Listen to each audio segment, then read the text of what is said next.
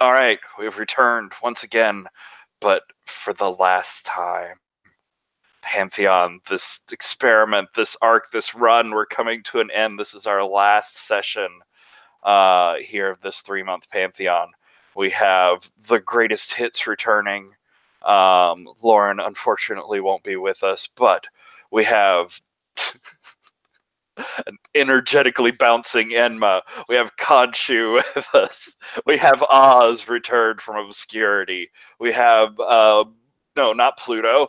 Well, Liam still, but Opep. Fucking Opep. And presumably Eris, but I don't even know. We'll get into that in a minute. We're here playing Monsterhearts. It's once again we return Wicked and Divine, Monsterhearts mashed up. If this is the first you're hearing of any of that, you'll be really confused by everything that comes after this because it is not user friendly at this point. It is very complicated.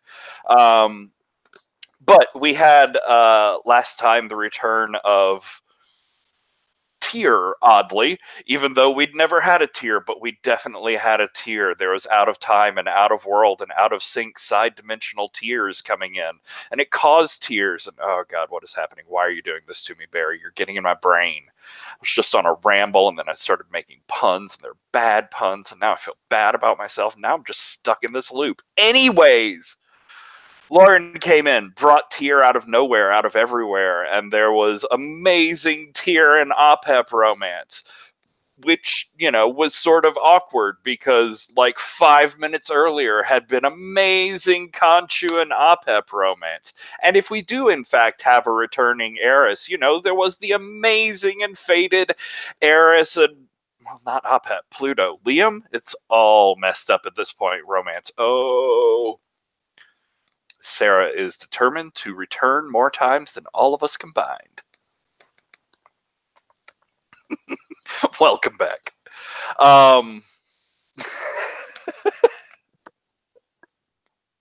Sorry. But Tyr came, reignited fated romance with Opep. It was amazing. It was beautiful. It was wonderful. Enma came back and went and yelled at Khonshu because Khonshu was all like, I'm going to meddle in your shit and steal your people. And then Enma didn't like that at all. There was wall punching. There was face yelling. There was teleporting across cities. There was punching of other deities and wronged lovers, and everybody sort of ended in a scuffle, but we worked it all out and everybody feels better? I don't know. At least satisfied for the moment. Never satisfied. All right. Also, in the background of things going on, and in the time in between, there was a new god that showed up in the Suntheon, Mithra, who was part of launching a new app on the phones of Londoners, most Londoners at this point, because word has spread pretty quickly, because it's an app that gives you divine powers. It's an app that lets you do miracles. It's an app that is, oh, okay, no, wait, nah, oh, this is getting real weird. I'm so sorry, Sarah. We believe in you. We all believe in you. The internet doesn't believe in you, but we believe in you. Anyways, yes, mortals with miraculous powers. It's been a weird couple of weeks in London. That's led off by the fact that the cathedral-shaped hurricane that it got eaten by the Sentient River has now sort of turned into a London-shaped water vortex that's just stayed there for a couple of weeks. It doesn't really like people going in or out of London. It's been a very like, we are here, guys. Also, now that every drunk idiot in London is like on perpetual snow day and they have an app that gives them superpowers, things have gotten real weird. There's like changes in geography. There's been small mountains that have popped up. There's certainly electric neon floating pagodas all over the place. There's exploded buildings. There's trees grown into buildings. There's a couple of giant ferrets running through one of the neighborhoods. Don't go near them. They're like real cuddly and awful, and they smell. Oh my god, they smell. You thought a little ferret smelled? Like big. Okay, anyways. There's water everywhere. You've flooded major parts of the city at least like a dozen times a week for the past year. I say you, really, it's just the careless miracles and detritus of your arguments that you leave around behind you. So yeah, things are weird. Things are odd. Everybody's got an app on their phone that gives them godlike powers. You could look into that if you want. It's been thus far mysterious, but who knows? There's all sorts of craziness, and you're trapped in London. You could look into that. There's a whole like half pantheon of sun gods who are presumably trying to hunt you down and get rid of you. You could look into that. If you look on the Pantheon tab, there's a weird triangle anime theon that's here invading and doing weird shit. I would not recommend looking into that. It's very dangerous. Enma yells a lot, and then she eats people. So there's that. Yes, more graphical nonsense. It never ends. It never ends. But we're going to start by checking in with hopefully Sarah, are you there? Yes. Success. So Eris, I've kind of smushed together the Ghost and the Tengu playbooks. Taking most of the Ghost, like the Sex Move and the Darkest Self, and all of that. Keeping Selfish Guru and Tempestuous, and picking up Unresolved Trauma and Transference, which I believe Conchu has as well. Yes? No, you have Helpful Spirit. Never mind. But yeah, trying to sort out his issues. We can talk about what he's been up to in a bit. Yeah, okay, that's interesting. You can shift your 2 strings on Pluto over to Apep, and then I think since none of your other strings really mean much at this point, when we talk more about what's been going on with you, we'll also do the backstory for the Ghost playbook. Okay. How's that sound? Cool. Okay. So we've got at least some form of Eris coming back to join us. That'll be interesting.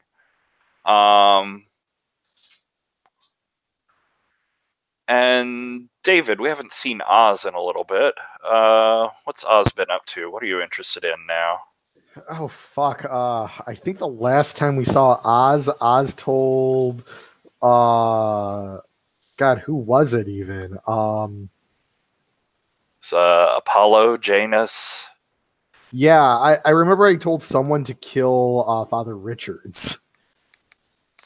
Oh, yeah, that was... yeah, it was... No, it was Sarah's character. Trying to remember her name. Oh, yes. Because her name kept on changing. Magdalena. Magdalena. Just go with Magdalena. But yes, you sort of started off that chain that got Father Richards's soul ripped out, power ripped out, and then eventually led to Apep eating Magdalena. That's right, and I attacked Apep for eating Magdalena. To be fair, it was rude. Yeah, I know. People keep killing my friends.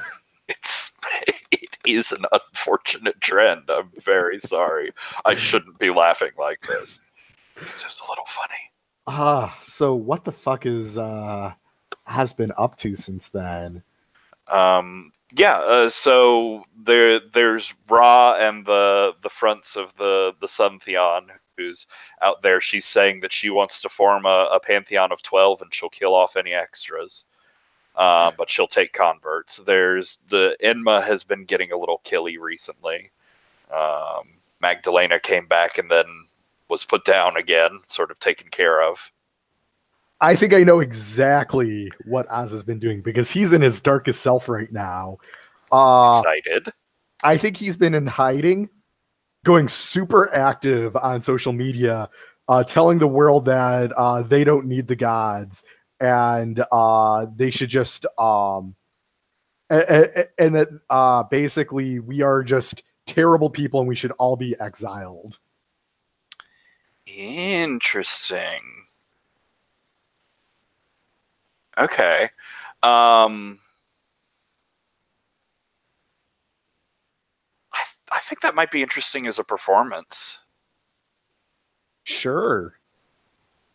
If you want to put yourself out there on social media, and I say that just because, you know, we've established, you know, like social media presence and followers as sort of a lifeblood for Enma, or at least a source of comfort and power. So at the very least, I think you'd be threatening their interests in this situation. Yeah, that's a 9. Interesting.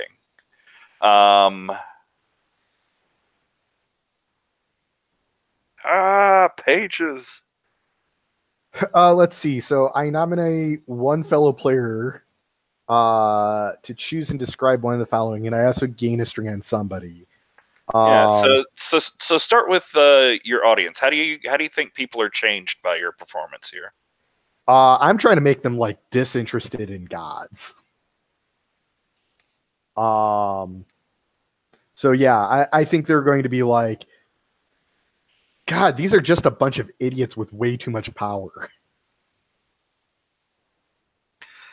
Okay, so I think certainly like outside of London, with London being cut off and all of this Pantheon nonsense sort of being inside this bubble, you're having an easy time with people outside of London of just like out of sight, out of mind sort of thing. Like just forget about this whole crazy nonsense.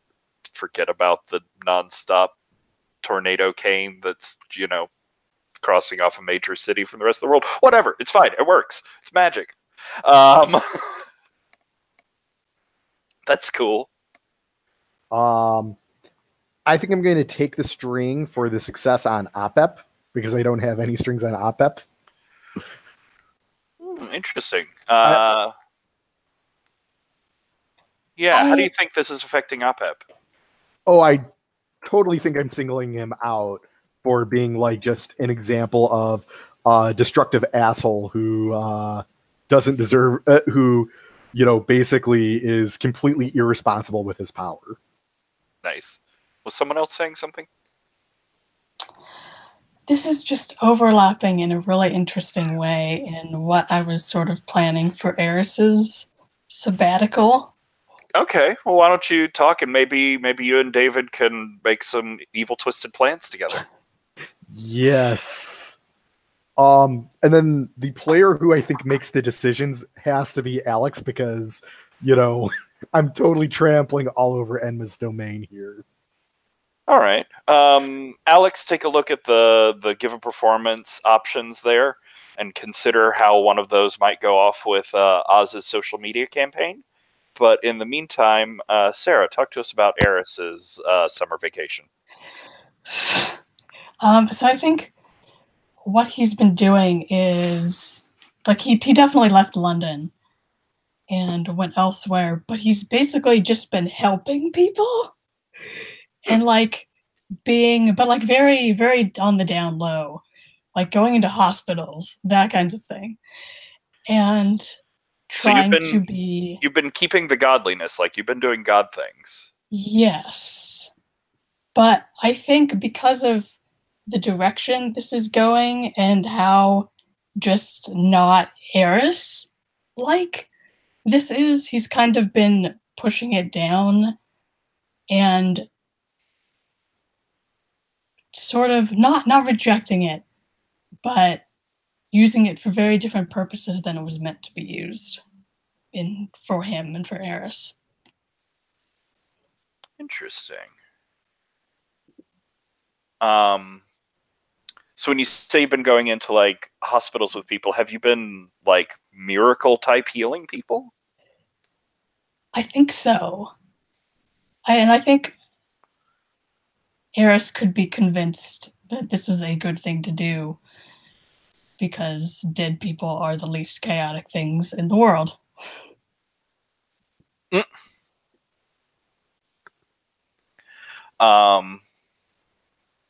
Interesting. And so Where do you think the projected blame move comes in with this?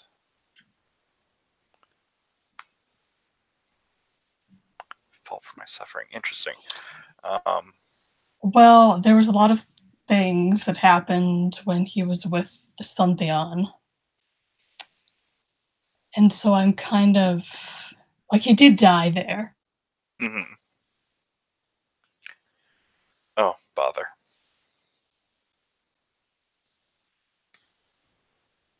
Why, interwebs? Why?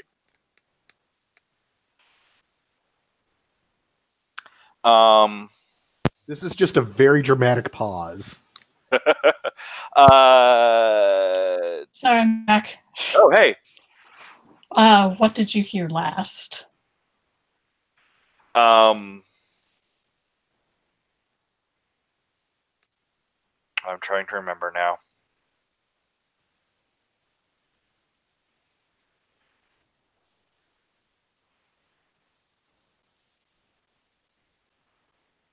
Let's see, I don't know. You were in hospitals doing stuff. Yeah, and I don't think he's actually become a ghost, but a change of skin felt appropriate here.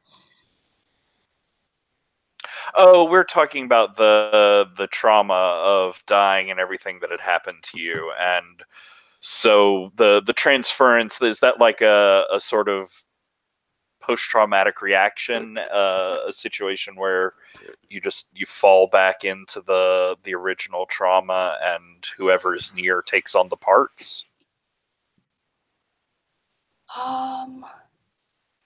Well, transference, I take on other people's harm. Mm-hmm. Projected blame, it's just a requirement for the ghost skin, so I took it. I got you, but it's still there, and I'll probably hit you with the condition traumatized at some point. Yep. There are lots of people here to blame. Okay, cool. So it's sort of the idea of like there are no innocents in this whole pantheon bullshit. How do you mean? In the sense of like with your transference, and you could blame anybody for your suffering. It's the idea that anybody messed up in this or mixed up in this godly bullshit could be at fault for what happened to you, sort of thing. Yes, I don't think he's going, like, that's not the mindset that he's going into this with. Like, he's trying to be a better person. Okay. But So it's one session. We don't have to lead into that move, certainly. I was just trying to explore what was sort of going on there. Mm-hmm. Okay.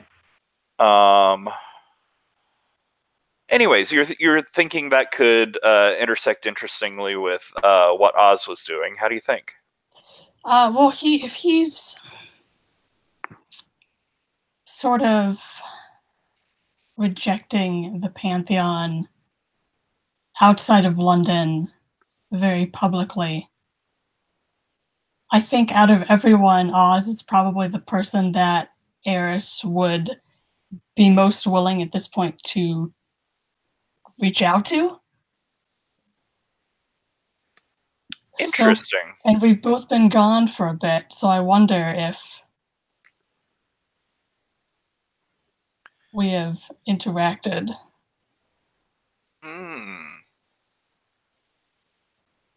That would be cool. Divine the past.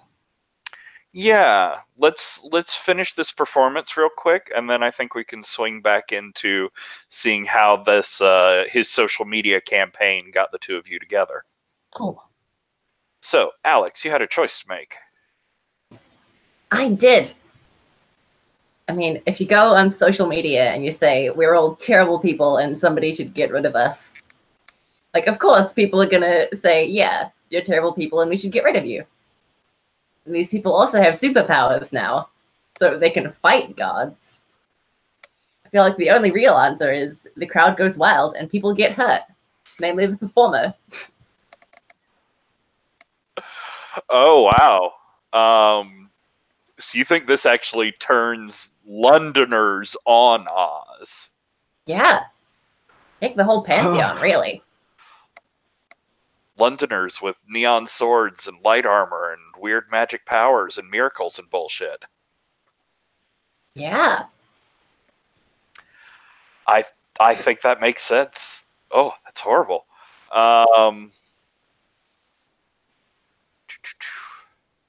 So I have a question about the performance thing too, because Oz was marking down a string for telling Opep that he's trash, and Opep's been saying that to everyone, so that doesn't really feel justification for taking a string. I think you'd need to give me something else, especially because I'm not watching your performance. Mm-hmm.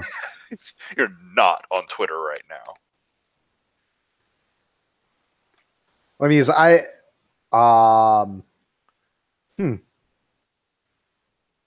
was thinking of it. I had saying that directly to people several times to use one of my moves. So. You see, I didn't actually have a chance to watch last session. Might it be something like he's saying that your divinity is worthless? Like this whole... Does Opep still put stock in having a god being a god? He fought so desperately to get it back. Opep didn't fight at all to get it back. He was just blindsided by it. Ryan fought real hard to get it back. Ryan saw a chance to be a murder snake, and Ryan will never say no to that.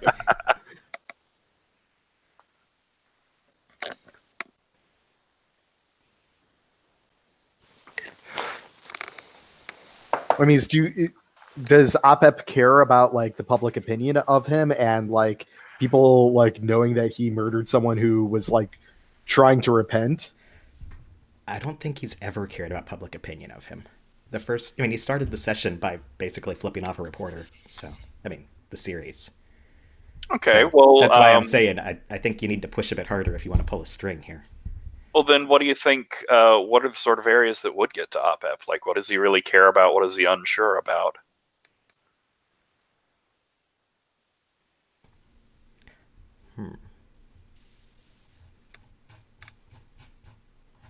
Probably him caring about the other people in the Pantheon, because he doesn't care about his public very much.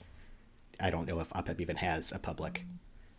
But even though he's definitely like working his way through the Pantheon, he's very committed to each person before he moves on. Ooh, I think I've got it then. You are the most disloyal fuck there is. Eris wasn't dead a week before you got into bed with someone else, and then someone else, and then someone else, and then someone else. Because now he's going to kill you, so take your string. And that especially works because that gets like a social media fight call out to Eris, and you see Oz defending you. I like it. And Oz, you can go ahead and take 2 harm for drive-by laser sorting. So the only question I have is, so Second Skins use different terminology than the rest of Monsterhearts, and I do not know if that means Draconic Splendors would activate here or not.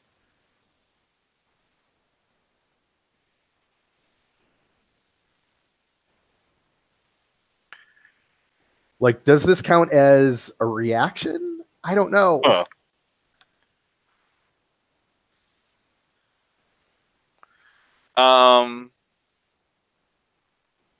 No, I think that makes sense.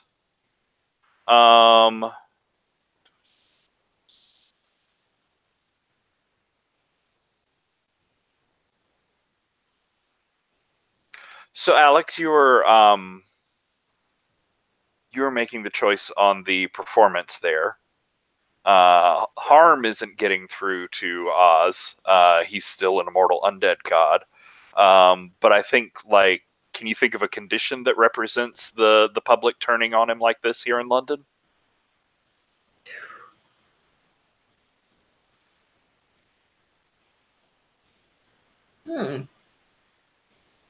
Oh, fell from grace.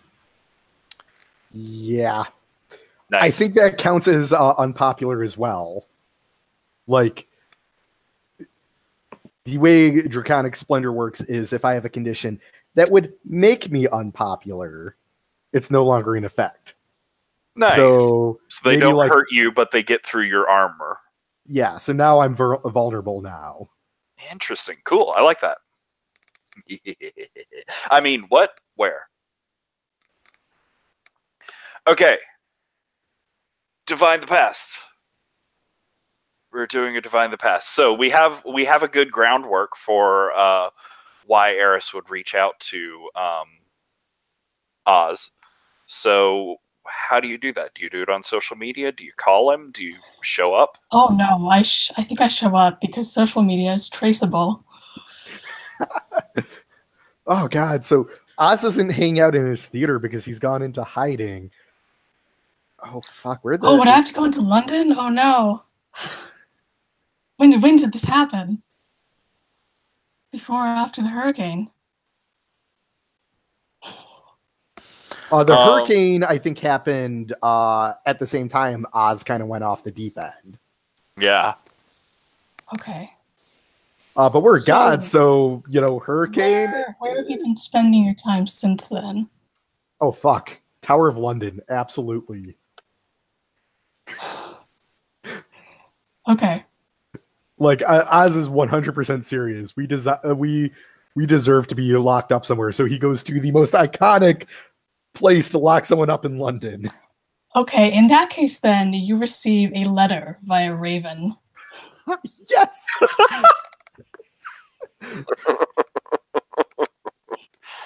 That's pretty good. What does the letter say?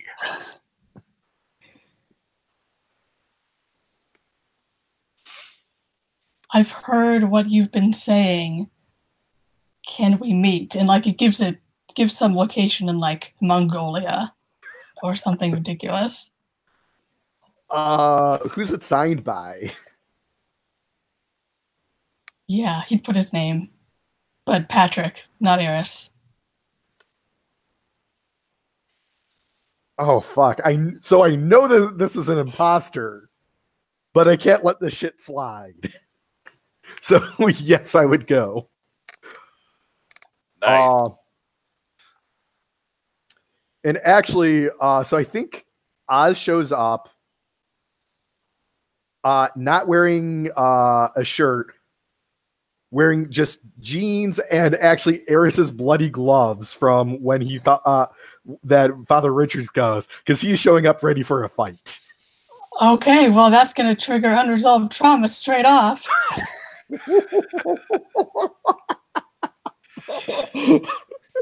All right, so we are on the steppes of Mongolia. It is brown and probably not very warm. There's a huge statue of Genghis Khan in the distance.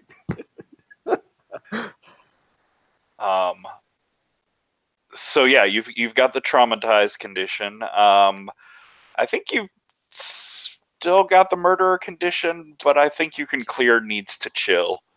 I think that's what you've been doing. And so you do have the projected blame move open now.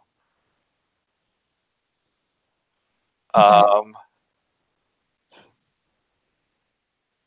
Yeah, so well, what do you say when you show up, Oz? This has to be a trick.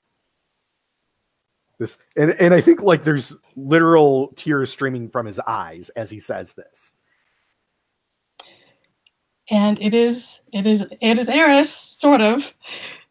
He's dressed down like way more than you've probably ever seen him. Like an actual t-shirt and jeans and like a leather jacket, but it looks like something someone on the street might actually wear instead of like his formal leathers.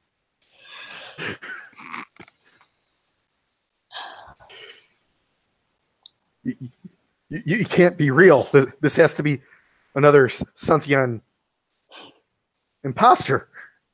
And he's like shaking and like putting up a guard, but like obviously shaking. Where did you get those? Father Richards. He was the one. He told me you were dead. I kind of was. I don't know.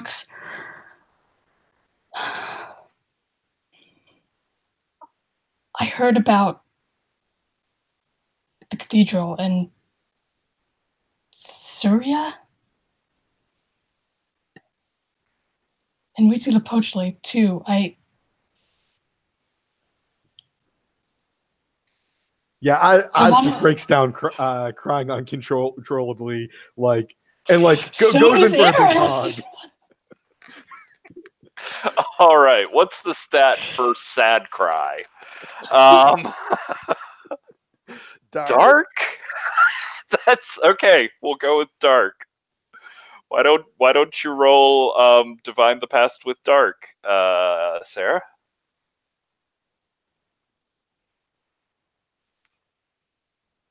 Sorry, again, can I get the roll for the party?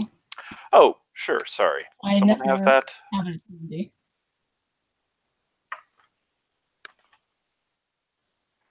Beat you to it. Cool.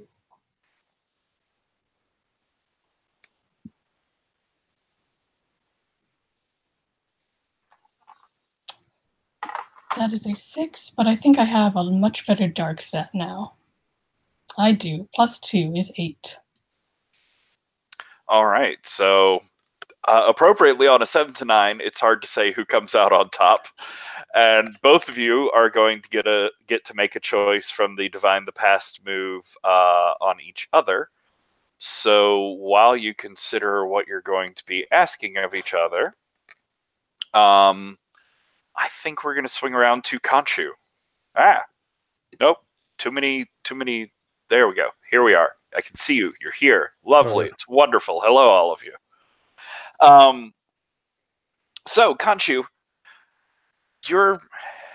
I'm just sort of curious about where Khonshu is right now, because you're in an interesting place. You're most recently sort of signed up with / riding the back of the angry, rage-filled Enma. And as long as you can keep it pointed other directions, maybe he won't notice you. But also there's been this sort of serial relationship identity thing with Khonshu. First you were Khonshu and Susanna let that go and sort of cover everything. And it was covering up sort of your grief and loss displacement over Catherine first being chosen over you and then being killed. You had your thing with Liam, but it almost immediately started dissolving until it blew up enormously in your face. Now you've sort of sworn an alliance with Enma, but how is Susanna feeling in the middle of this? Where is she at? Well, I picked up some conditions at the end of the last session, and I think that desperate is probably going to be one of those, because as much as I'm upset with Liam for the choices that he made and that the choices that he let Opep make for him, and even though he is a rotten garbage boy, I don't want him to get killed, and I feel like that's probably the direction that things are going. And I don't know how to make that stop. I had a couple of ideas about characters that I might be able to interact with to start to intervene in that in some way. One of these is a really bad idea, so I'm going to name it first. And that's Father Richards. Because he's not dead, right? He's not a god anymore. Yeah. And so that is someone who might be able to give some sort of insight into the Ra situation, and then maybe the Ra situation and the Enma situation can just be pointed at each other. It doesn't necessarily solve all the problems, but it might solve one.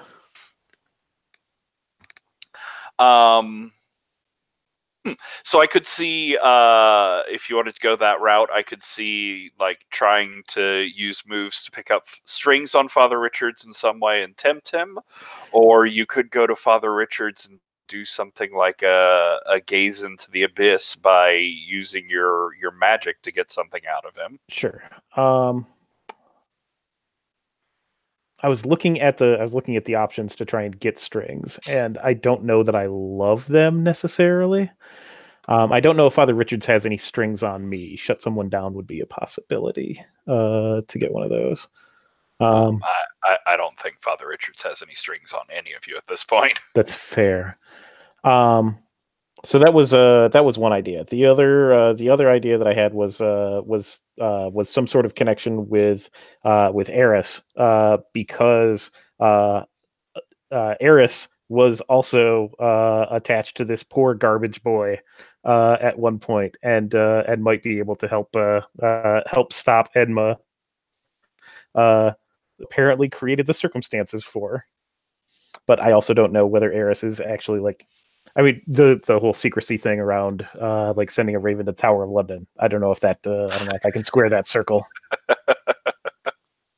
So do you want to start with Father Richards, maybe? Yeah, we can do that. That makes sense. How do you want to approach that situation? Well, I mean, given that the cathedral at which he would have been otherwise operating is not. Sarah rightly points out there is an under to the church that was never really touched. Yeah, that's true. Yeah, I don't know whether he would still be operating in his capacity as Father Richards, or if he is now like a weird disgraced ex-god. Perfect. That's perfect. Yeah, even before the hurricane, the church does not like smile on naming yourself an ancient sun god and preaching to the people. This explains so much of my experience in the church. Cool. The other way that I might go with it, like, I have something else that might work for a scene with him, and that is like, I might want to give him a confession. Interesting. I have a condition that I really want to get rid of because it has a potentially really significant impact on what Ra might bring to bear on me personally. That being Magdalena's curse. I think a little of confession, a little of trying to pump him for information. It's all a thing. Okay.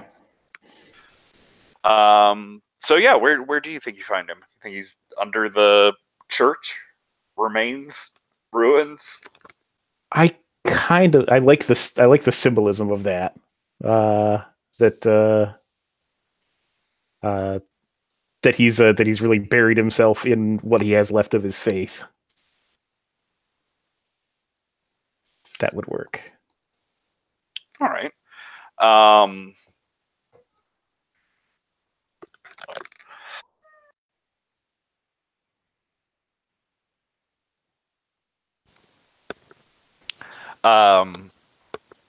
So yeah, I think you work your way down into the basement of that cathedral. It goes down several levels, and in like the second or third basement down deep underneath it, I think is where you'll come across him, and he's still got the same glasses, like where they're broken across one lens. He hasn't really gotten them fixed. They, of course, don't glow anymore because he's just a person. But I do think as you're coming into sight of him, we do get that moment as he's sitting there, like on a cot next to a sort of camp lantern and reading a Bible. He does look up at you, and just for a moment in the lantern light, like his glasses do that golden reflection, and then it's gone, and he's just looking up at you in shock. I think when he looks up at me, I think there's there's no sign of the eclipse in my eyes. That this is just Susanna. I think would a brief wardrobe and hair change be an appropriate thing to throw into this? Oh, I definitely think there are shafts of light you can walk between and change outfits. Okay, yeah, no, cool. Well, not like on the go, just like from a like time passing situation. Oh, no, you are required I to stay in your same outfit forever. Well, no, I think so. I think that Khonshu has like bleached and cut her hair real short with a like a short white spike, and Nice. yeah, needed a change in something. So but still sort of staying in the goth glamour lane. I mean, I really like the idea of the formal leathers. I feel like that has to be a thing now.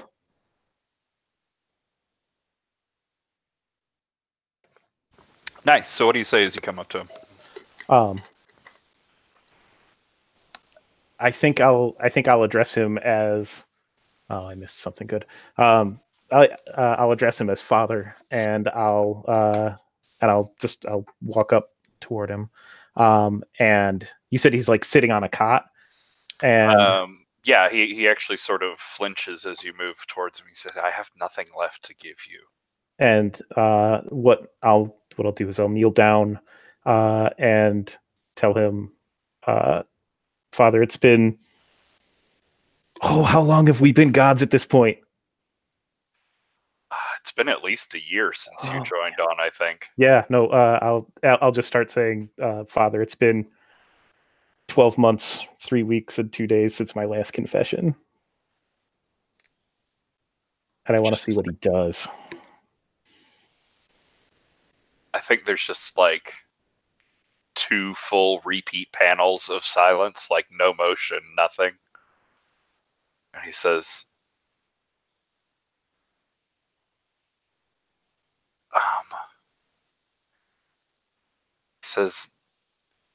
that's you shouldn't, please get up. And so at that point I'll start reciting the litany of covetousness and placing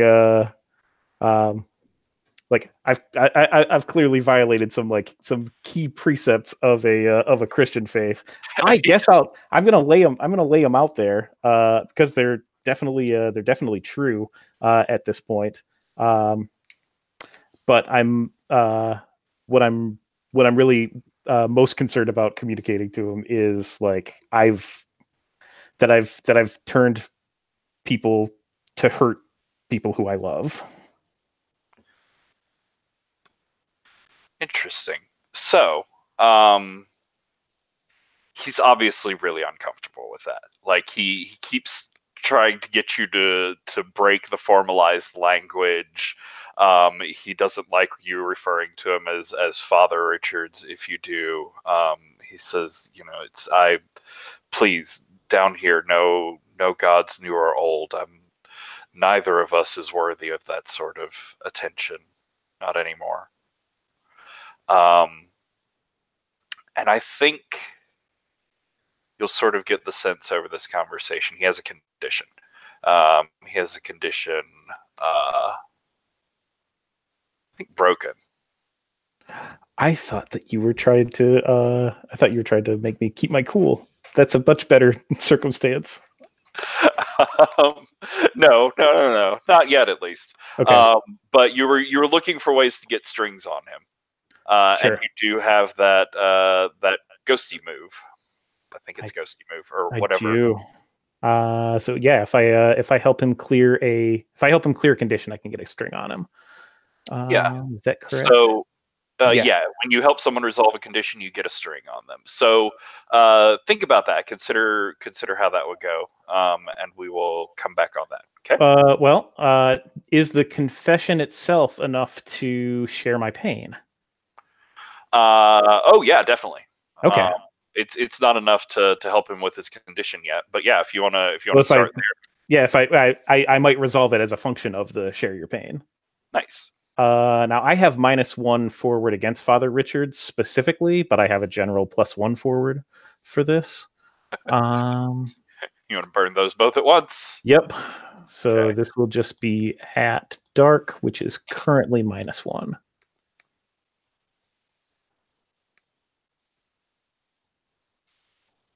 Maybe. There we go. Oh no.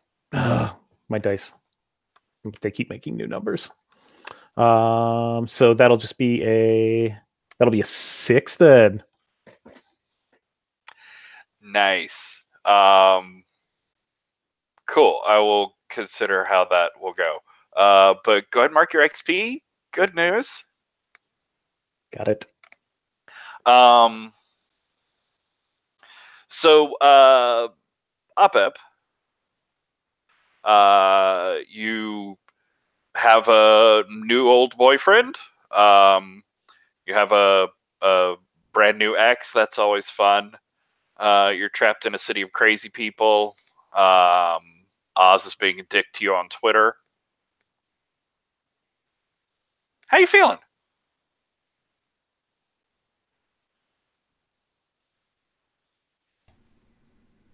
I mean, this is pretty much more of the same. I've got Oz being a dick to me on Twitter instead of like Enma trying to call me out on social media.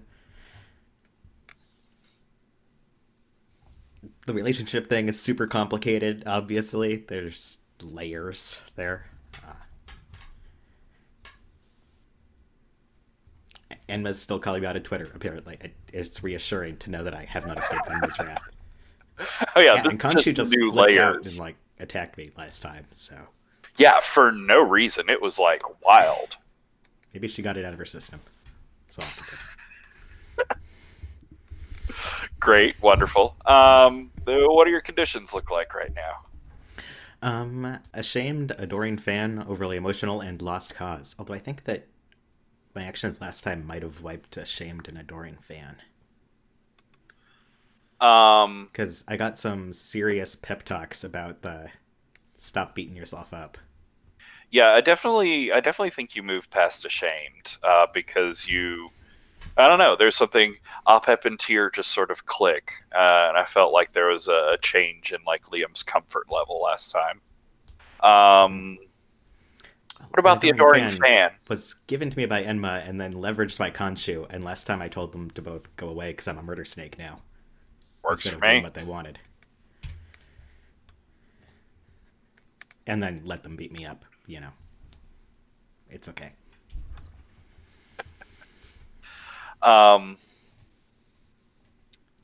So yeah, I'm.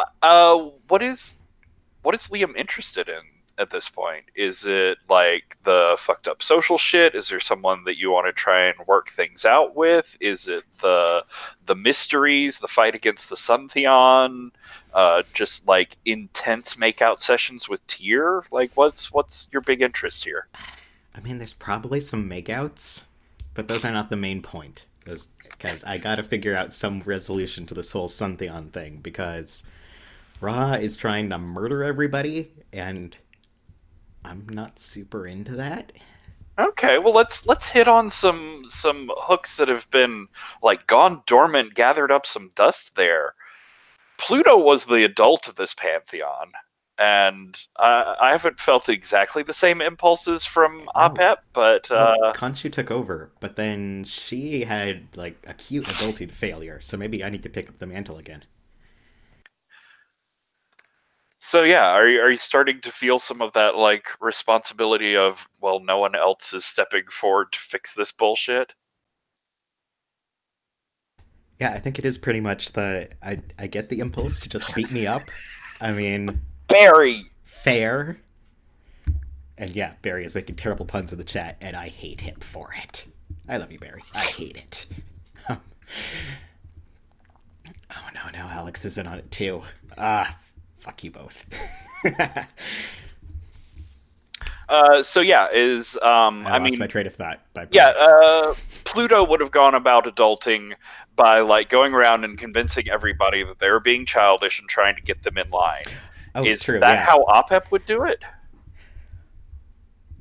No, I think OPEP's going to try to just use some of the same Pluto, well, fine, I'm going to do it myself, but more, I mean, I have no pull over any of these people. They have no reason to trust me or like me. I got to do this myself, sort of thing. Nice. Besides, it's okay. Tyr believes in me, and that's all I really need. So OPEP's like, fine. Everybody else is going to be childish. You got this. You can just go fix it yourself, right? Yeah, I mean, I've eaten a couple people and a son. I can do a lot of stuff. So what's the broken piece you'd start on?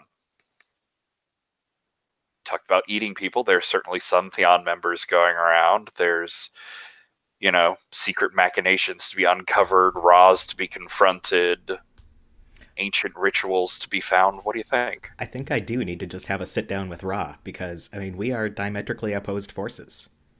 There is no enmity so integral to this pantheon as ours. And, well, I mean, there's a great deal of enmity, but Enma's always angry. I mean, Enma's got enmity cornered, true. Rivalry, I suppose. Okay, so you want to have a sit-down, one-on-one adult chat between the two leaders of the pantheons, basically. I was going to say I'm not the leader of the Detheon, but fuck it, sure, I'm the leader of the Detheon. Everybody else is noped out of the Detheon.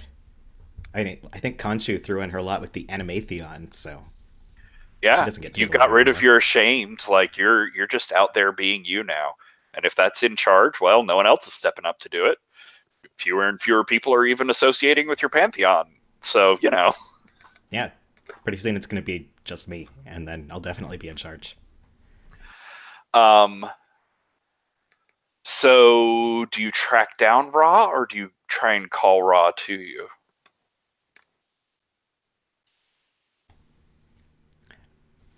I wonder if I have any particular way to call Ra. Yes, I do. I'm just going to go outside in daylight, look up, and say, hey, Ra, if you want to meet me. I mean, you know where to find me, right? And kind of chill, leaning against a wall in shadows, figuring that Ra hears things. So what wall are you leaning against? Where are you? What's our setting? Is it just like, did you go all the way as far as 5 steps outside of the Pantheon building, or what? Probably like 20 steps. I mean, I'm not doing this halfway. Oh, okay. No. So we're like a couple blocks down from the Pantheon building, but in an alleyway, so no one will see it. Yeah, I mean, if you want to have a secret meeting, you pick an alleyway. That's how things are done. No, that makes sense. It's just logic, really. Yeah, I think there's I think what it is you do that, and like a minute or two passes, and then a couple more minutes pass, and then it's definitely been long enough that you feel really awkward about thinking this would work, until like you sigh and sort of push off the wall and go to walk away, and from behind you, you just hear her voice. Well? Took you long enough. You're not very observant. So you've just been standing behind me for this long? Yes. I was taking the opportunity to try to get to know you better. Weird, but okay. I've been called worse. Find out anything interesting?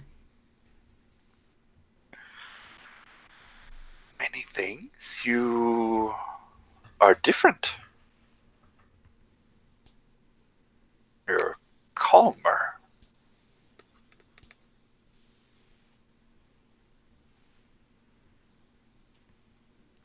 Fair. So, look, I know we've got this whole thing, and you're, like, cutting it down to 12 gods that are going to be your gods, and the whole thing with Lakshmi was just completely unnecessary. But, I mean, let's face it. We can do this forever. I mean, I'm gonna keep coming back. Forever. But I'm gonna win in the end. I mean, heat death of the universe, right? Do you really want to keep going? You're very scary. The Lakshmi, I had nothing to do with that. It's not your people grabbing skulls? No, no. I've talked to her, but Enma's not my people. Enma's not Fuck. anybody's people. Of course it's Enma. Okay, but there's like 3 pantheons going here, and we're all at each other's throats, and I'm just proposing a truce here.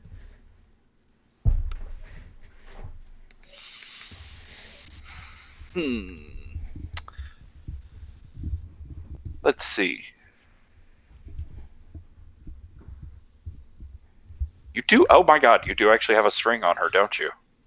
I do. Wow, look at you adulting. Would you like to spend it to tempt her? Sure, I'll tempt her to, call it truce. Stop trying to, whatever it is she's up to. I don't know what she's up to, but so far it's included skinning my boyfriend, so it can't be good plans. What do you want? Do you want her to stop doing whatever it is she's doing, or do you want her to call a truce with your pantheon? Oh man, are those 2 separate things?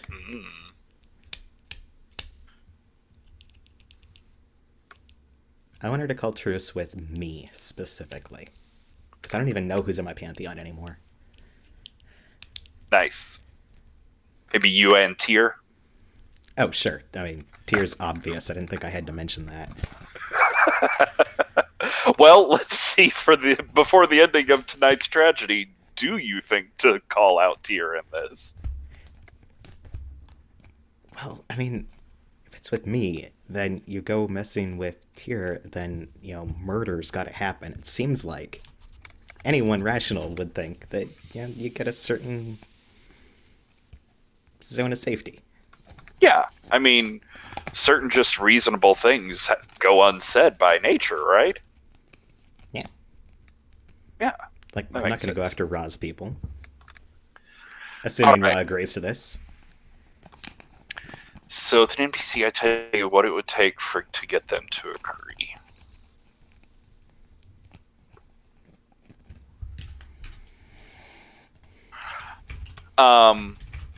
So a truce is one thing, but she says if you want safety, if you want a surety, if you want to be certain that you're on the correct side going forward, all you have to do is accept. All you have to do is join us. I'm not asking for safety and a surety. I'm asking for us to knock this off.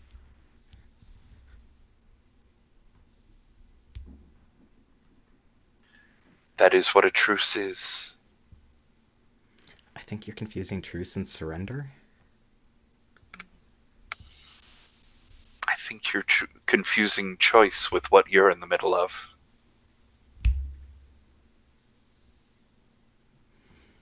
See, here I thought we were, talking this out like adults. And no, you sound an awful lot like Nick sometimes,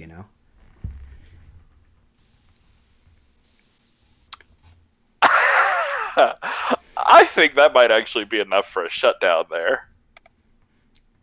Ha ha ha.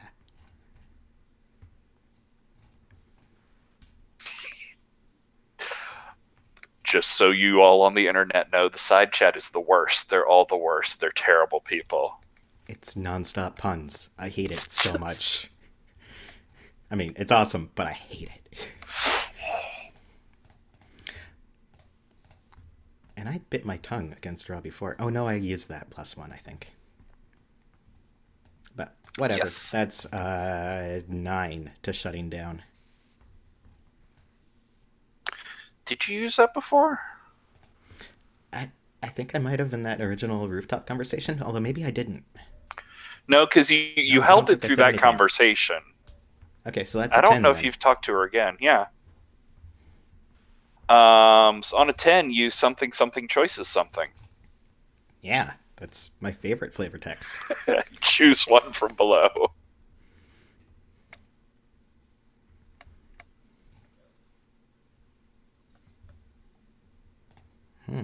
Does Ra have strings on me?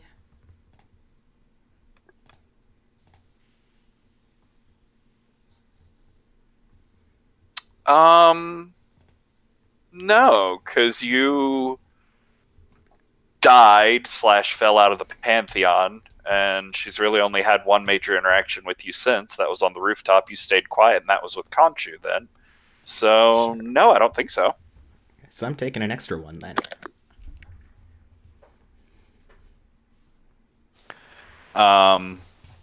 Yeah, and you gonna hang on to that other one for the moment.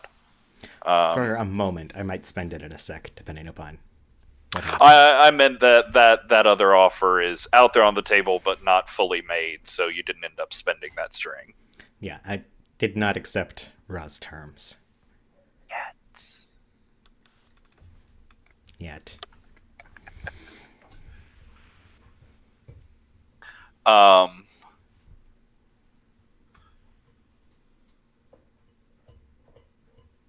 so yeah, you say that, and like you see her bite down on a response and very forcibly stay calm and even like a little bit smiling, but like your eye is caught by a twitch, and you sort of look down and you see like her fist clenching so hard that she's cutting into her own palms and bleeding. I'm gonna name drop my epilogue then, with kind of reaching up for my sunglasses, going, yeah, come on, we've been at this forever. It's change or die. Fucking choose. I think we're going to cut away from that for the moment. Enma, how's things? I mean, they're going good. I got some new followers. This is like what, 4 now? It's going pretty well. Yeah, you're doing good. So let me see. You've been feeling pretty hungry recently. I have. You've got a -1 ongoing to it, which is unfortunate. Yeah, I cannot keep my cool. Also, I think it's very interesting. You have on your whole like regal imperial regalia at this point, you have a crown which is topped with the jewel of Nyx's Nightside Eye. Yeah. And I'm just curious, in the visions and the strange sensations that it's been flooding your head with, what would you gaze into the abyss about with Nyx's eye? Oh.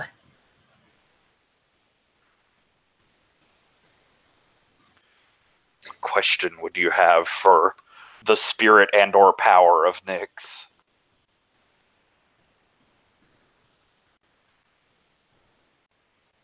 Questions for Nyx. Questions for Nyx. I mean, not necessarily for Nyx, just about power, about the pantheons, about the whole magic-y magic situation. I mean, we've got to stay true to character.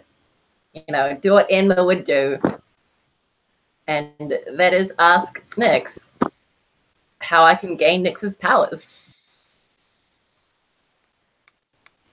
Makes sense. Why don't you roll with Dark? Sounds like a plan.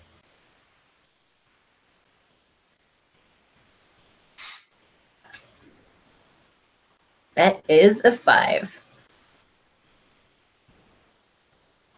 That's amazing. Yeah. Yeah. Yeah. So, you're feeling like you're wearing the crown, you're feeling this power, you're trying to make sense of all these flashes of insight and vision and future and past and all of these thousands of faces swirling through your mind. And none of it makes any sense. And you like rip your crown off in frustration. And you're staring at it, staring straight in the eye to understand. And it doesn't make any sense. It doesn't make any sense. But in a moment of perfect clarity, you understand how it could. By the way, Mark XP, you understand that what it is you, well, I mean, you're trying to see, right? Trying to see the future. But this is not how you see with an eye. And I think Of course.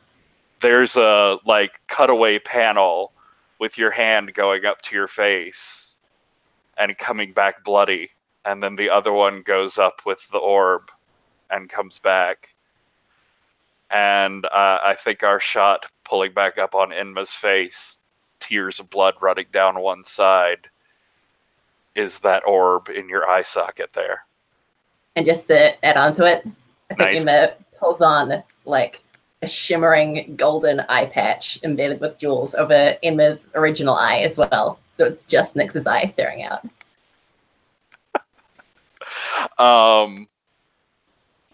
Why don't you go ahead and take a +1 dark, 3 harm. I'm in And- darkest self. Your answer is get the other eye.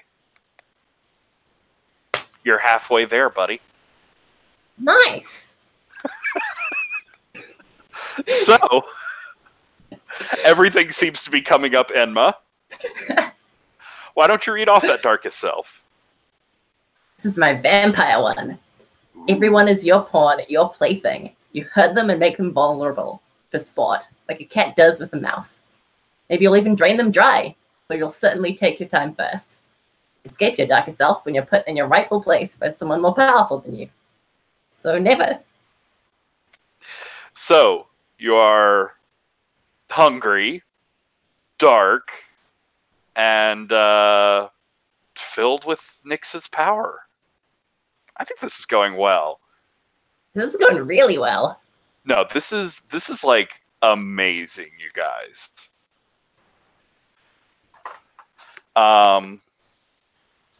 Here, I think.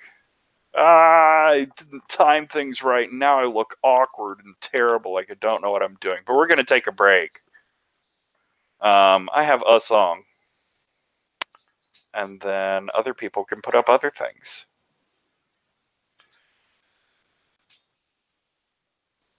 Like Damn that. it, Alex, you beat me to it because I was typing something else.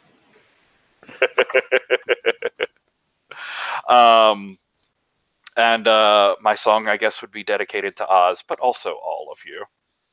So let's come back. Let's come back at 2 after the hour.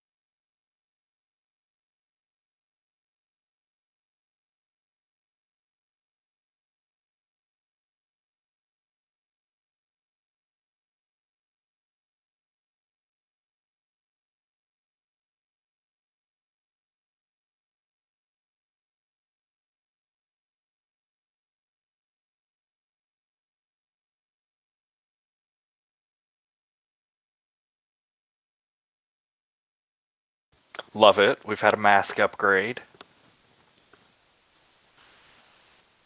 I gotta keep changing it up, right? To let the audience get tired. Also calmly sipping your evil tea now. It's milk. Thank you very much. And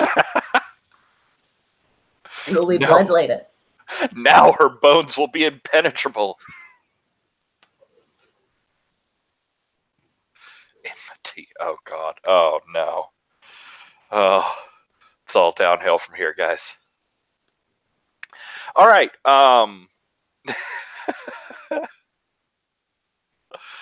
Let's come back to Oz and Eris. I left you in a place, and you're going to remind me what that place was.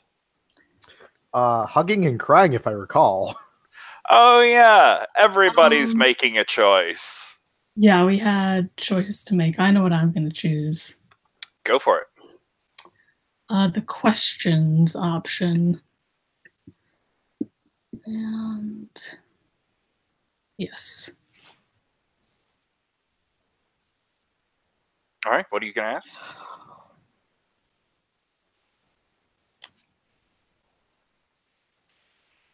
Why? Or can I redirect this? Because Eris thinks that although the direction the Pantheon is going isn't great, that doesn't mean we have to kill everyone or disgrace them. We just have to turn it. I gotcha. So do you think maybe you're picking up a string to try and tempt Oz into refining his viewpoint? Sure, yes, if that seems appropriate.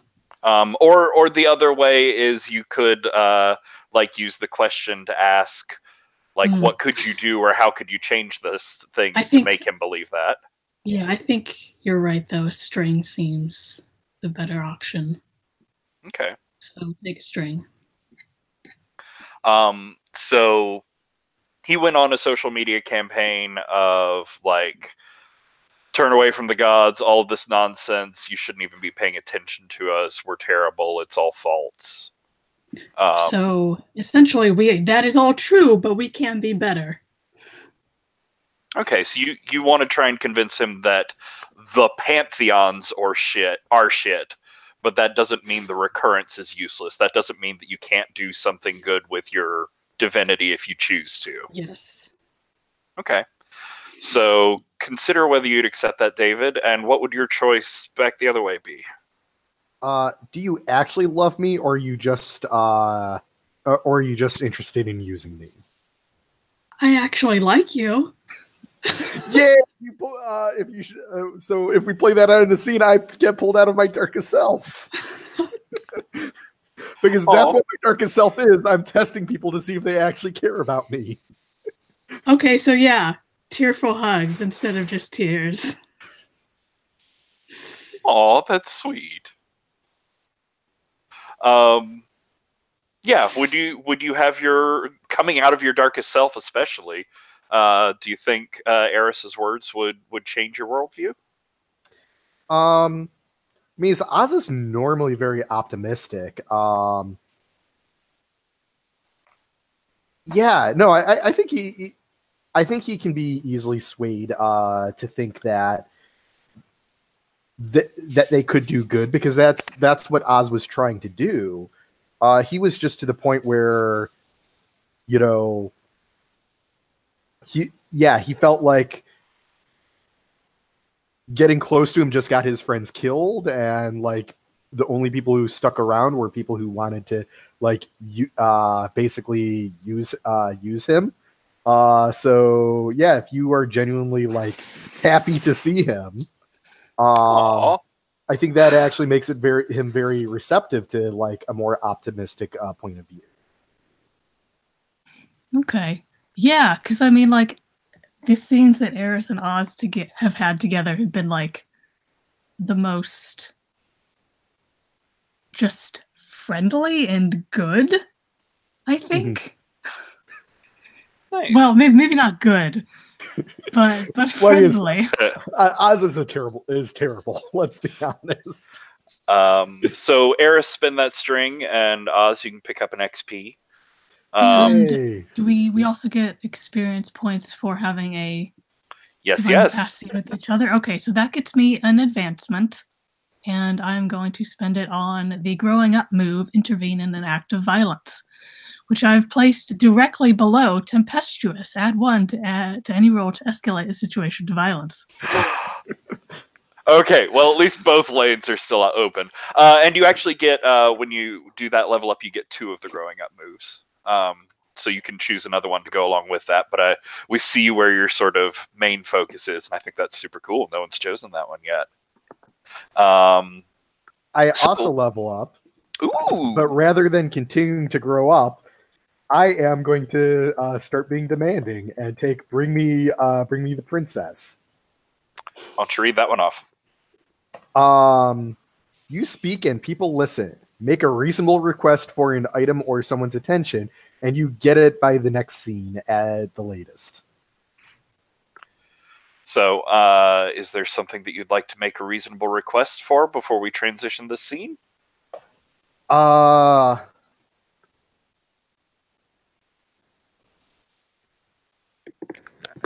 Ooh, fuck. That's an excellent question.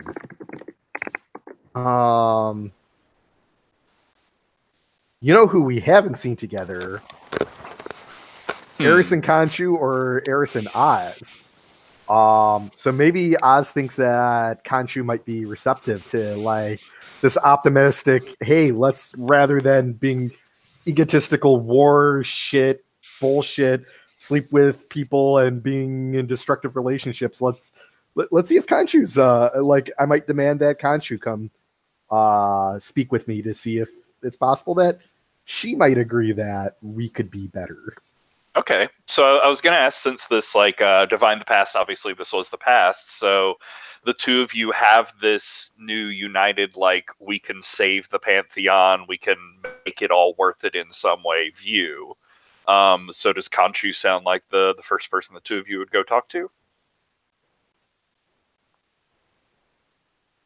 Yes? Good? Sure. No?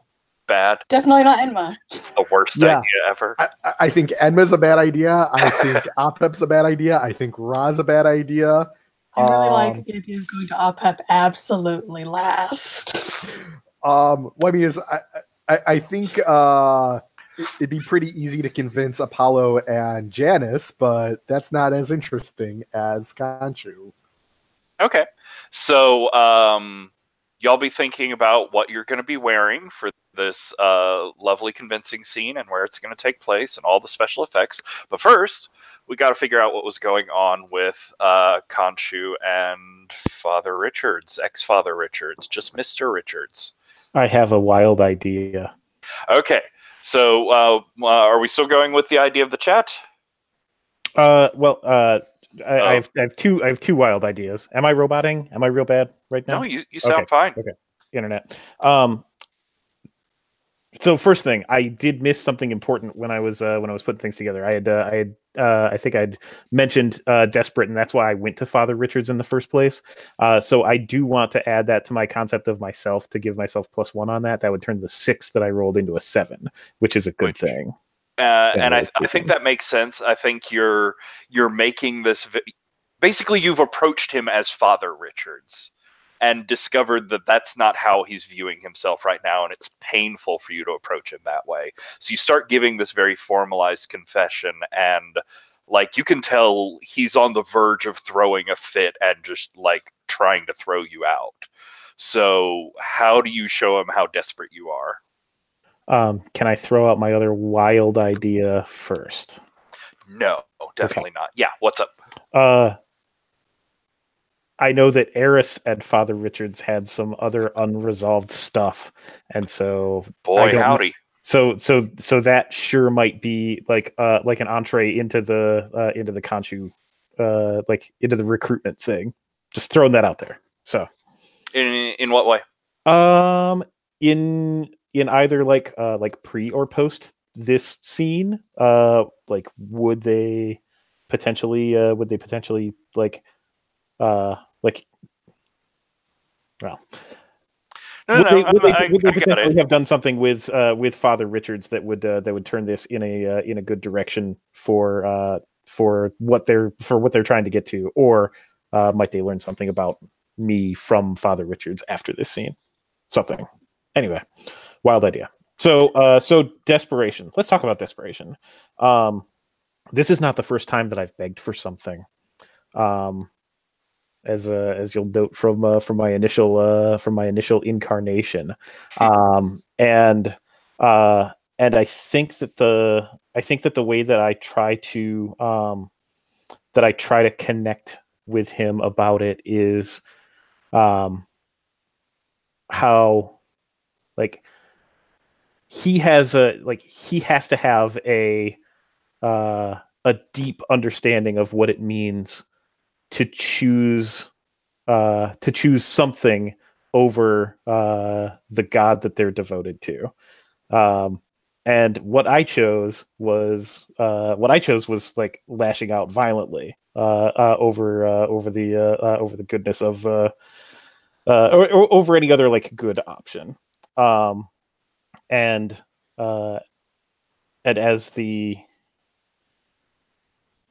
I'm confessing like why I did this awful thing to Liam, like this, what I'm looking for from Liam is probably the same thing that he's looking for from his God, which is forgiveness. And as I get to that, that's when my that's when the tears break, and I think there's like a moment of silence, and I think that's when I stand up and go to turn to leave, and then I'll hand it to you.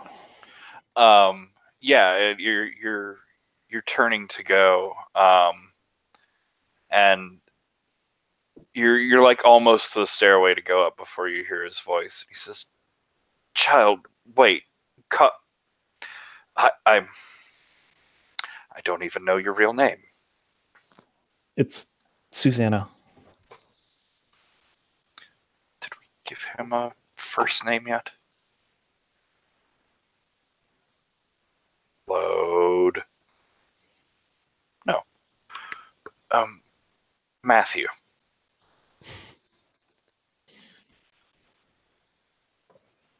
Please, I'm sorry. I've been down here trying to figure out where our place is in everything since all of this has started. I know you feel terrible guilt, but I've done awful things. The things that I made Magdalena do are unspeakable. I've followed Ra's orders to undermine you, to destroy you. I used my powers, divine blessings, to do terrible things. I put Loki's grandmother in the hospital. I faked Mr. Tanaka's death. I've tried to kill you all multiple times.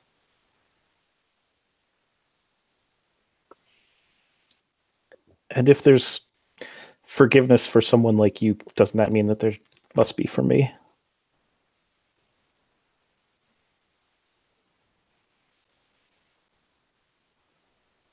Maybe.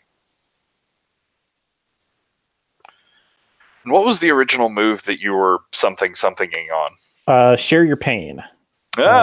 Which I rolled with dark, and I got on a 7 to 9. I can choose one, and the choose one that I'll take is remove a condition from someone who listened.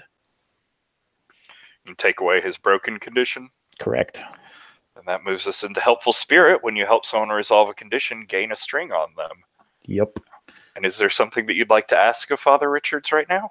Well, if Father Richards really wants forgiveness for what he's done, then it's really a question of showing repentance and making things right. And so I want to know what will how can Ra be stopped? How was Ra? Maybe he doesn't know this, but Ra was caged and trapped for a very, very, very long time, and I don't know if Ra would have shared any of that.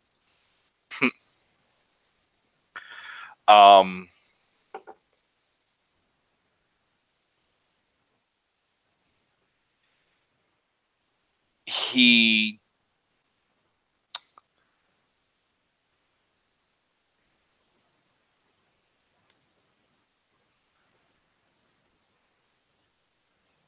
okay. So,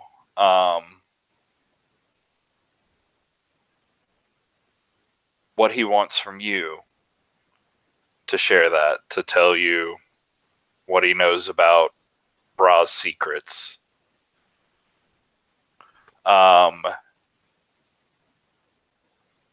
is that you've got to do something about Mithra.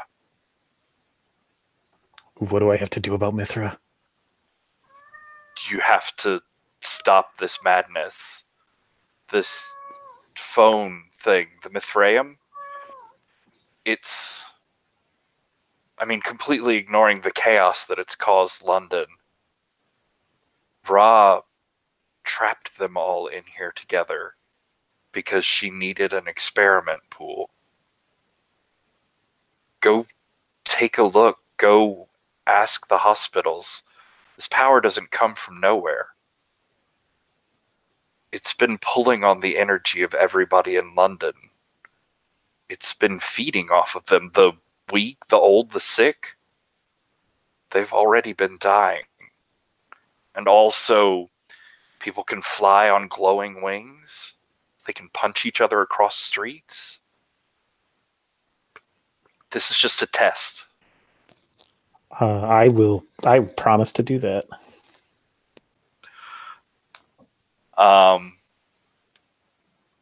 Then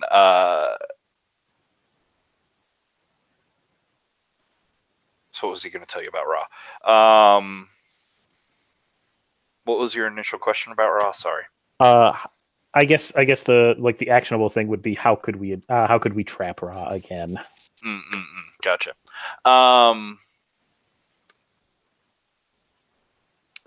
He says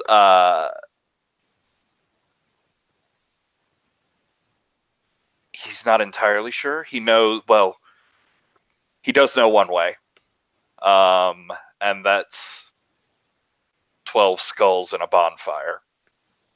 And he had heard Ra ranting multiple times about, like, that's how Nyx caught him originally.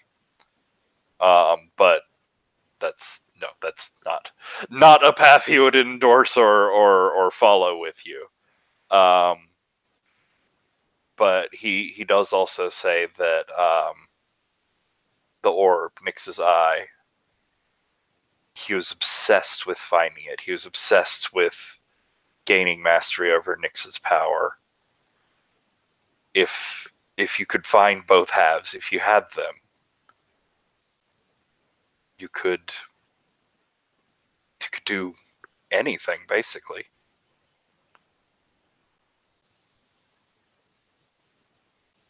And I think that the last part of the confession is the immediate lead into my next confession, which is, God damn it. And for those at home keeping a skull tally, Enma does have Enma, Vesta, Lakshmi, and Magdalena. We even get a surprise flashback to inside of the church scene with like this upshot of Apep Snake coming down, and just inside his mouth as Magdalena is being swallowed, there's a flash of light around her head. And you see like Baron Criminal out in the shadows of the hurricane. So yeah, lovely, perfect. And you got the dropped thing in there of Patrick's death was faked. Awesome. So I think probably as you're leaving there and like head whirling with plans and what the fuck do we do sort of thing is when you'd get a text or message or call or something from which one of you would reach out to him? Sorry. Oh, I think this is totally an Oz thing. Yeah, because I don't know her. Yeah, and especially because like everyone thinks Eris is dead, and Oz is okay with keeping that way on a mostly selective basis. So where do you invite her to talk this out?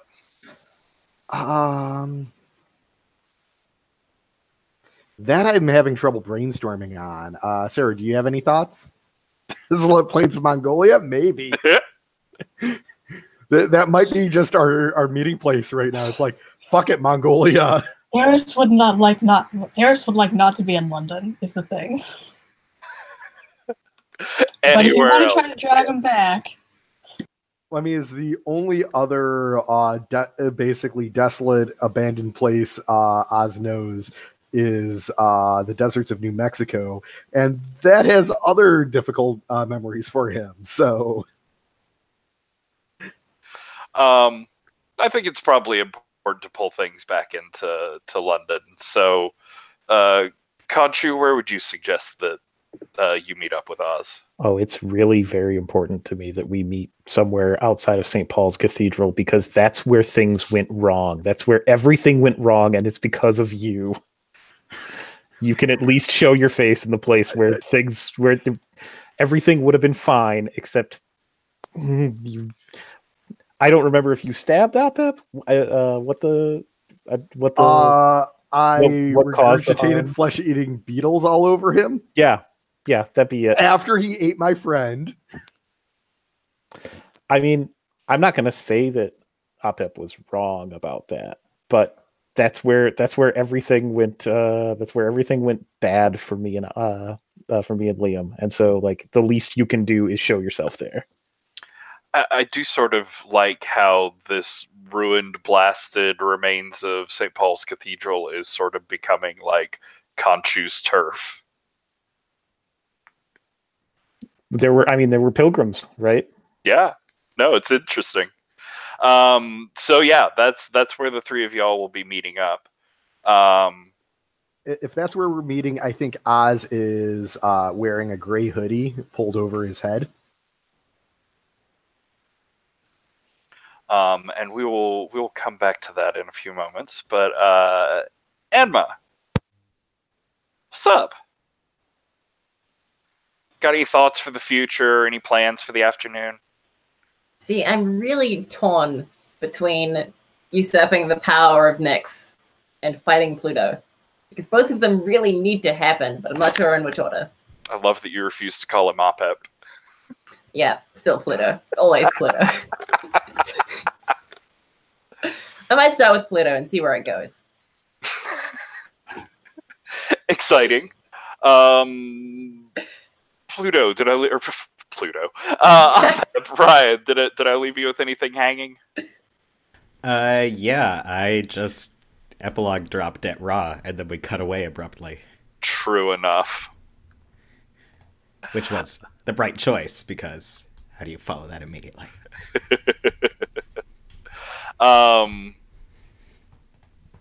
Yeah, no, I think that's a perfect time to awkwardly crash into the middle of delicate negotiations. We're probably about to go sideways anyway, but hey, why not help it? That's what you're for, Enma. So, Enma, you're making a grand entrance on Pluto, and look, Pluto's there with the little blonde Ra. Oh, nice. 2 for 1. So yeah, what's this entrance look like? It seems like they were in the middle of something like very hushed and personal and important. So it's best to overshadow that as quickly as possible. Oh, perfect, because I'm going to use shadows to get there. I think like shadows cast on the wall of one of the buildings nearby, and just like fog starts pouring out of it. And, like it slowly turns redder and redder. It's like pooling at their feet. And then a door appears, like upside down and slightly tilted. And out of it rolls a red carpet, and out strolls Enma. I know we're gods, and this is a bit of a rhetorical question, but where do you get all of the doors? I mean, I just know to appear where I want them to be. Pretty simple. Fuck, we're busy. Don't you have somewhere else to be or something to do on Twitter? No. I don't know. I'm Like, totally everything I angling need for to do is shutdown. right here. I think you have to try harder than don't you have somewhere else to be for a shutdown on Enma. True. Z's true. wearing a crown and bloody tears from Zermunai. So step it up a little, buddy.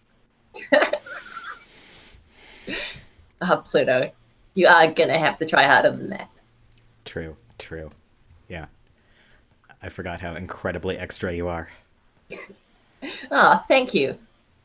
Wasn't expecting compliments when I came here. Okay. Yeah, the adults are talking. We're not interested in the second stringers right now.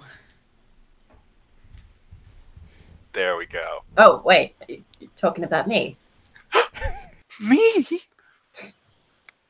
Yeah, why don't you roll with Colt?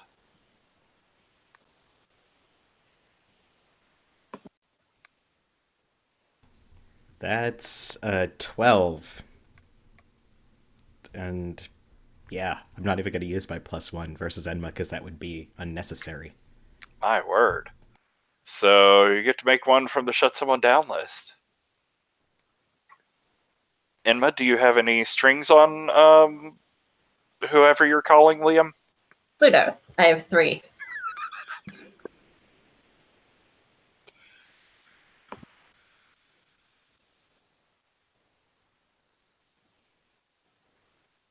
I'm going to take one of those away because you have too many. Fair. And you already have the condition I'd give you because you're a fake in capital letters, so. So yeah, you refuse to learn his new name. He refuses to acknowledge that anyone but that dead person is Enma. What do you do, Enma? Wow. I think Enma just like walks over to Pluto and with not one but 2 hands slams them either side of Pluto's face. Says, I came here to be civil, but I mean, that can always change. Are you trying to go for a move here? Ooh. Oh, I think in fact you are, because you've got your hands around his head. You're right in close, and you can smell the sin on this one. He would be so easy to judge, and you're so hungry. So I think you're going to have to keep your cool. And you're going to have to tell me what you're afraid your hunger would lead you to do here.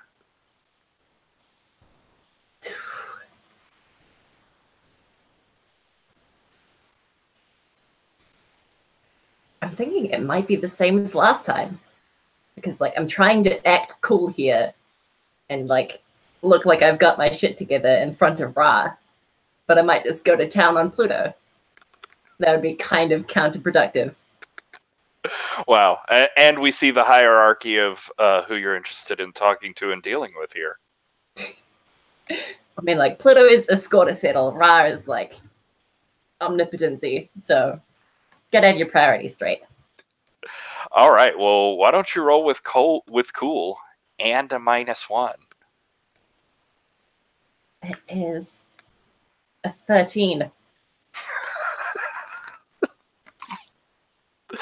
That's insane. but you definitely keep your hunger under check. Like, what does that look like as we see it come over you and you just... Oh, what were Vista's purviews again? Vestas? Yeah. So I got the hunger. Yeah. Hearth and fire, home and family was what I had listed. But yeah, it was that a fire when we did that, it was that like a fire needs to be continuously fed. Oh, nice. I think we see like this orange flickering in the Nyx's eye, and then Enma just like shifts the eye patch over. Just like shakes her head.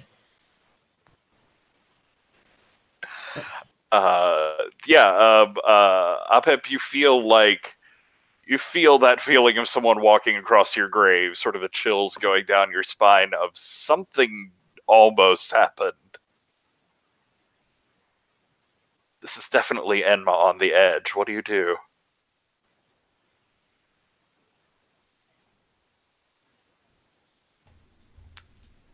Probably gonna look over at Ra and say, "Can we pick this up later? Clearly, I've got a thing."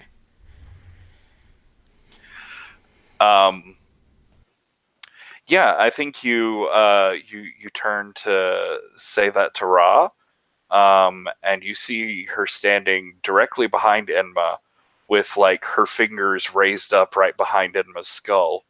What do you do?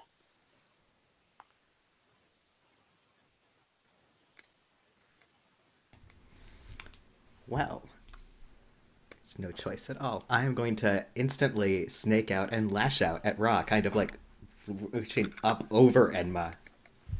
Because swimmers are good at vertical height. Beautiful. Eat the sun. Yes, I'm going to try to eat the sun. Yeah, lash out.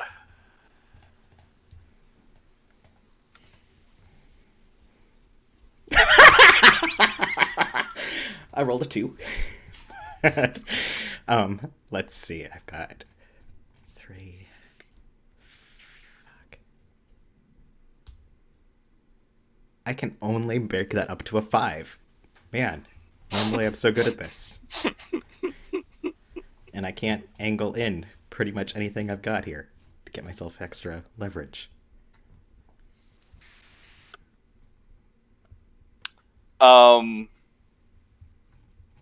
That's sort of beautiful, and I'm gonna think on it for a moment because I believe in myself. Oh, if only your boyfriend were around, but nope. Does he believe in me? He doesn't. But yeah, I need to consider for a moment what a miss against Ra means. So we're having an awkward meeting on the street between a very indignant Khonshu and a very behoodied Oz. Yeah, but Eris, are you also there wearing a hoodie, or are you? We're in matching hoodies. Yeah, I could totally see us being like wearing like the black hoodie and the gray hoodie. But Eris has appeared like exactly where those confessionals used to be.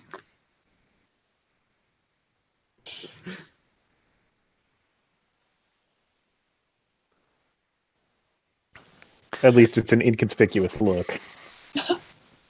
Like a jacket hoodie. Nice. So yeah, Khonshu, you see Oz walking up to you and like a hooded figure over in the middle of the ruins. What do you do? Seeing Oz, I think that's I'm just so upset with him. So I mean, where I'm coming from with this is that like if you hadn't forced Opep to do whatever it was, that wouldn't have let Opep take over Liam.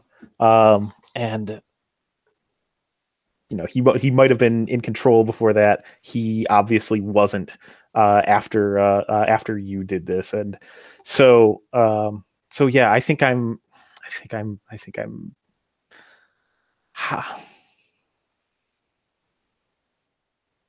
how do I want to frame this? I've got an idea. I want to hear it. I'm gonna pull on Magdalena's curse there, as like all of your problems and frustrations get swirled down onto poor hapless Oz wandering up to you. And I'll offer you an XP if you lash out at him and just attack without even saying anything first. I'm gonna pass on that. I would love to get the XP this session, but not that much. Oh, I want it, but I don't want to. That's not the right way forward. I know that that's not the right way forward. Okay, so what do we see of this like impulse and this curse passing over you for a moment? I think that the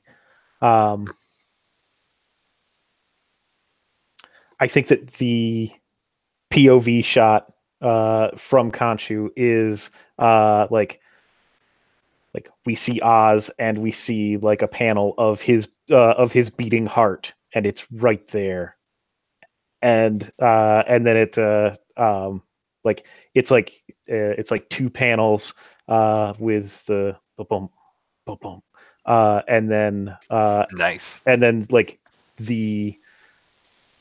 it passes just momentarily as Khonshu, who eats hearts, steps in briefly and is pushed back out.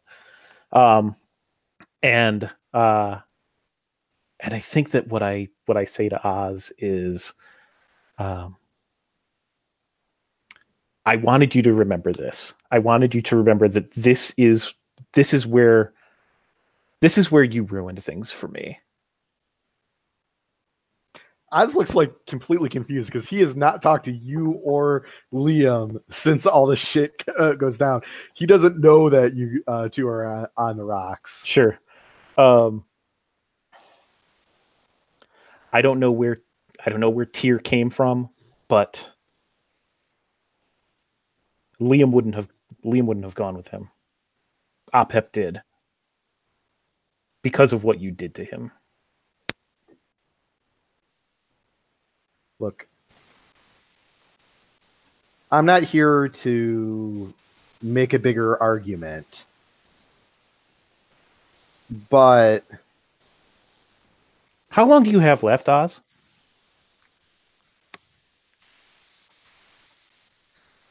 Because I'm pretty sure that I'm at about 6 months. Liam was my one chance. I look over my shoulder. I'm like, he was someone else's chance first.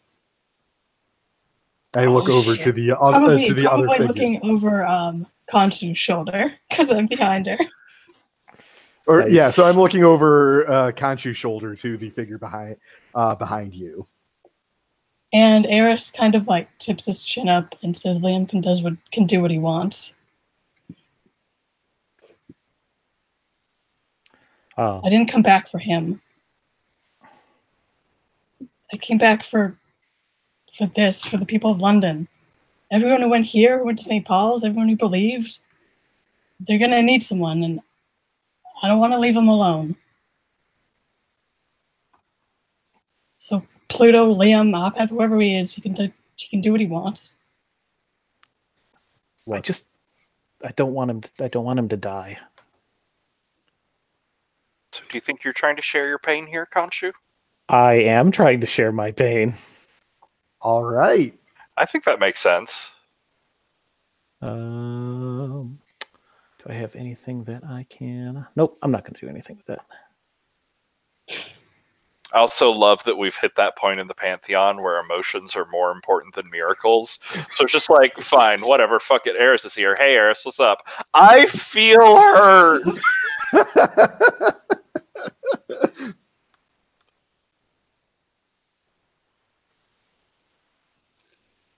That's 6.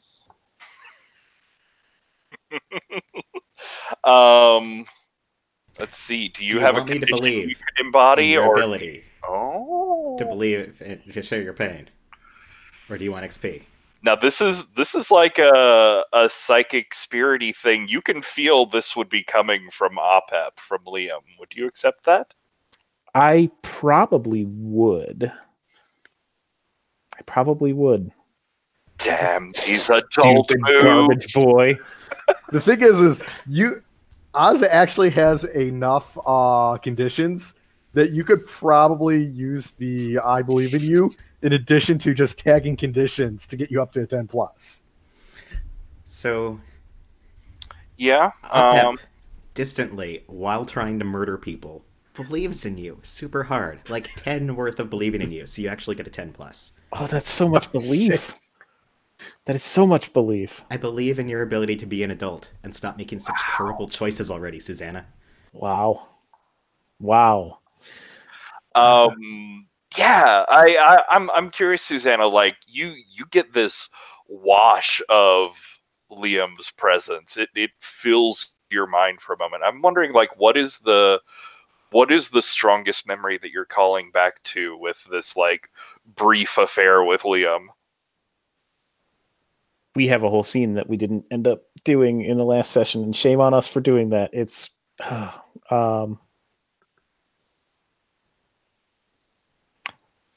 mean, it was the two of us together who drove off Ra.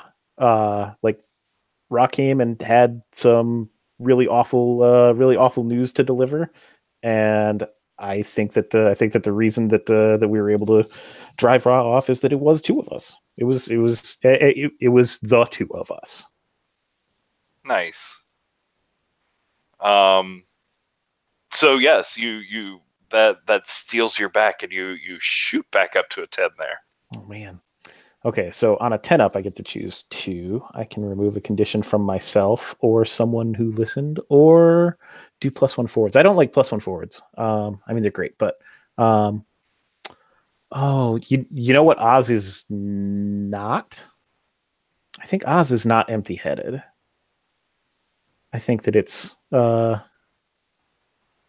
I think that Oz being empty-headed, or I think that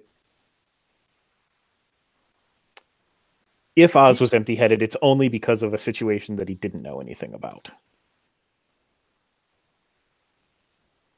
Maybe he's not as stupid as he makes himself off to be. Yeah.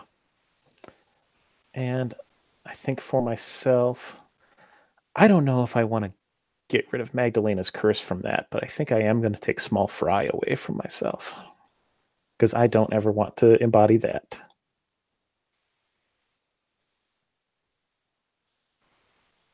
Nice.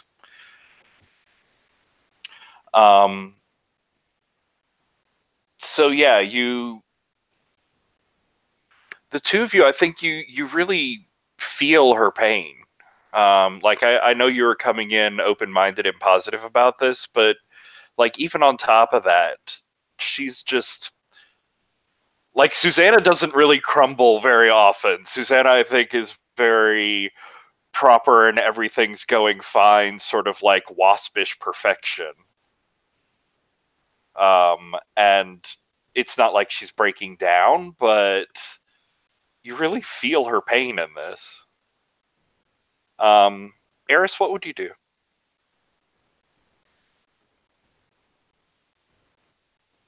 Is this a secret? Is which part the secret? That I love that stupid garbage boy? Probably. Take a string on me. Nice.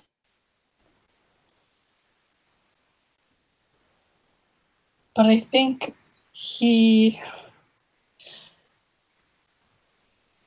steps up beside you and like just kind of looks at you from the side and says, "You were at the funeral, weren't you?" I was. I wish I could remember more of it. I wasn't myself then.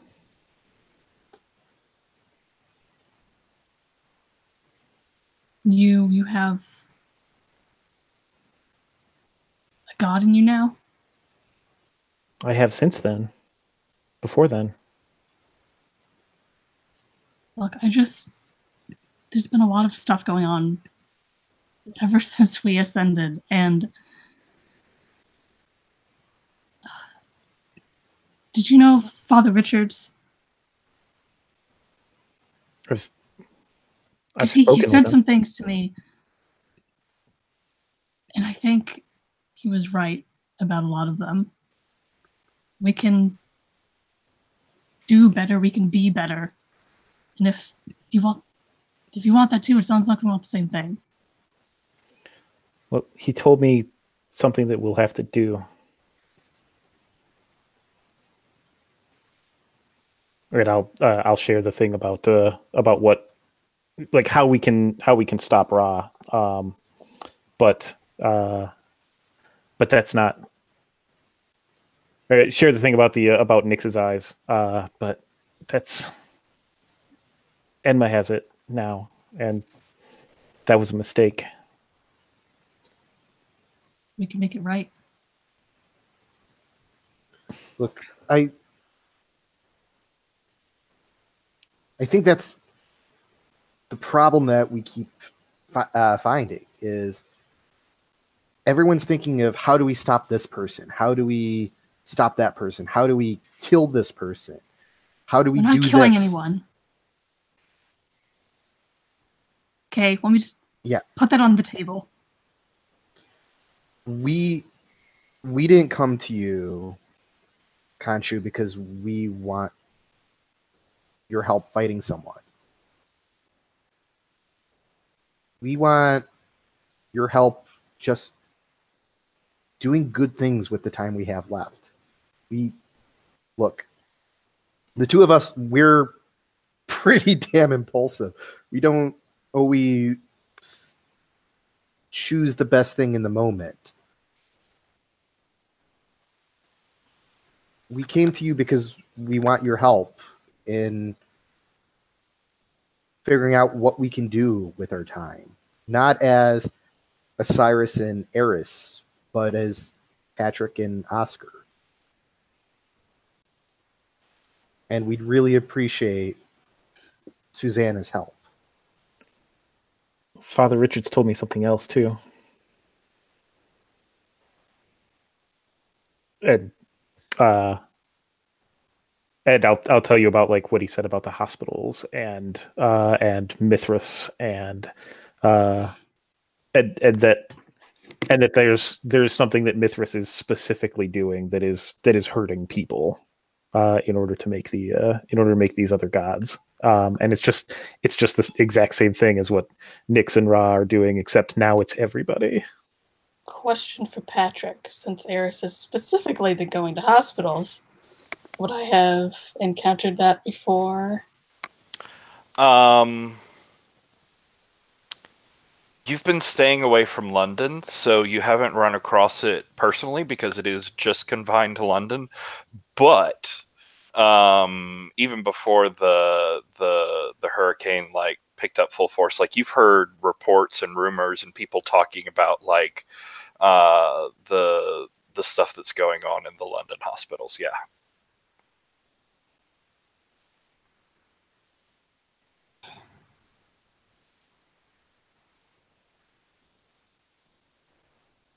We can help them at least. The people that it's taking it from.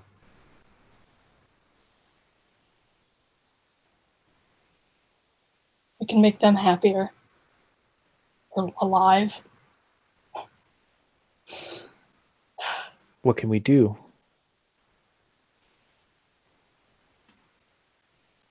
I mean, I could do this, but that doesn't ever seem to help.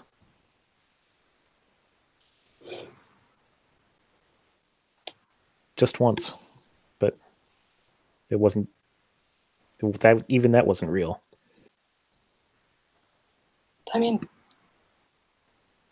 I've kind of been healing people. I don't know if it's different or if this will be enough, but we can try. I don't know, like Oz said, or sorry, Oscar. We have so little time left here. And so do they, really. People. And if we can make the time we have here worthwhile. It's not about how much. It's about what's done with it. Nice. So it sounds like we have a sort of plan for the three of you going forward. Does anybody have any moves that they want to fire off here before we move out of this scene? At one point, I was trying to angle and make Susanna feel beautiful, but I'm not sure. I think that moment is past. You can still do that. I will accept that. Yeah, I think there's definitely still like, sure, grand missions are grand, but there are raw emotions laying on the table too. You can still address that. Okay. I mean, Well, we are talking about my really shitty breakup.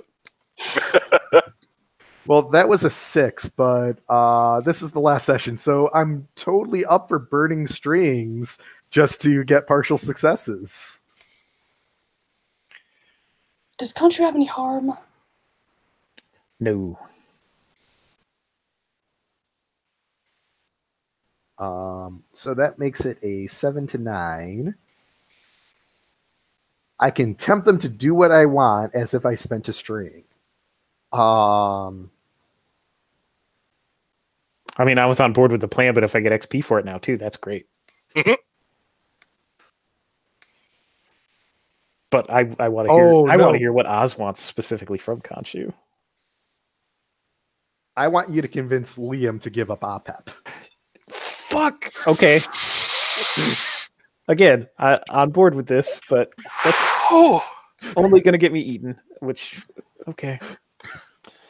I think that oh fuck is a beautiful place to take our second break on.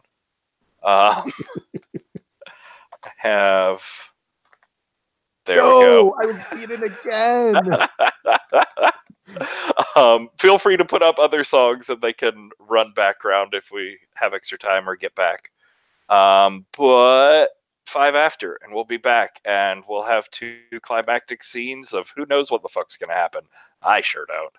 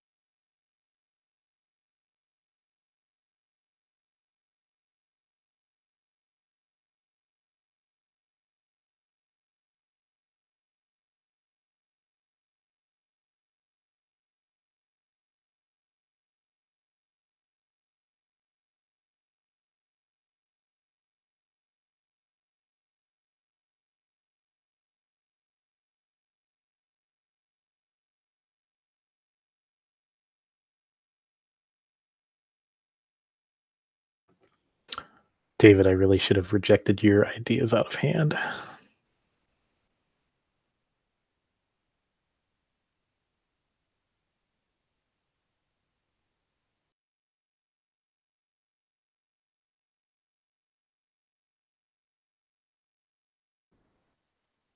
Is my sound screwed up or is David muted?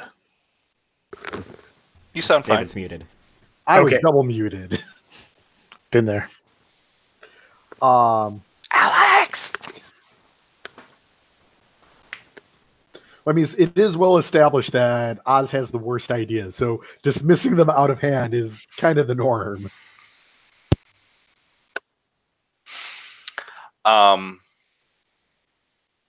Okay, so y'all have a plan to be going forward with, but meanwhile, on the other side of things, there's a very civil discussion going on that got uncivil real quick.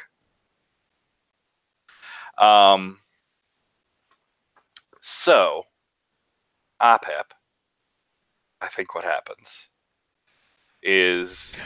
I have a quick question, though. Uh-oh! Does Ra accept or reject me as a giant snake? Because Ra's not seen me as a giant snake.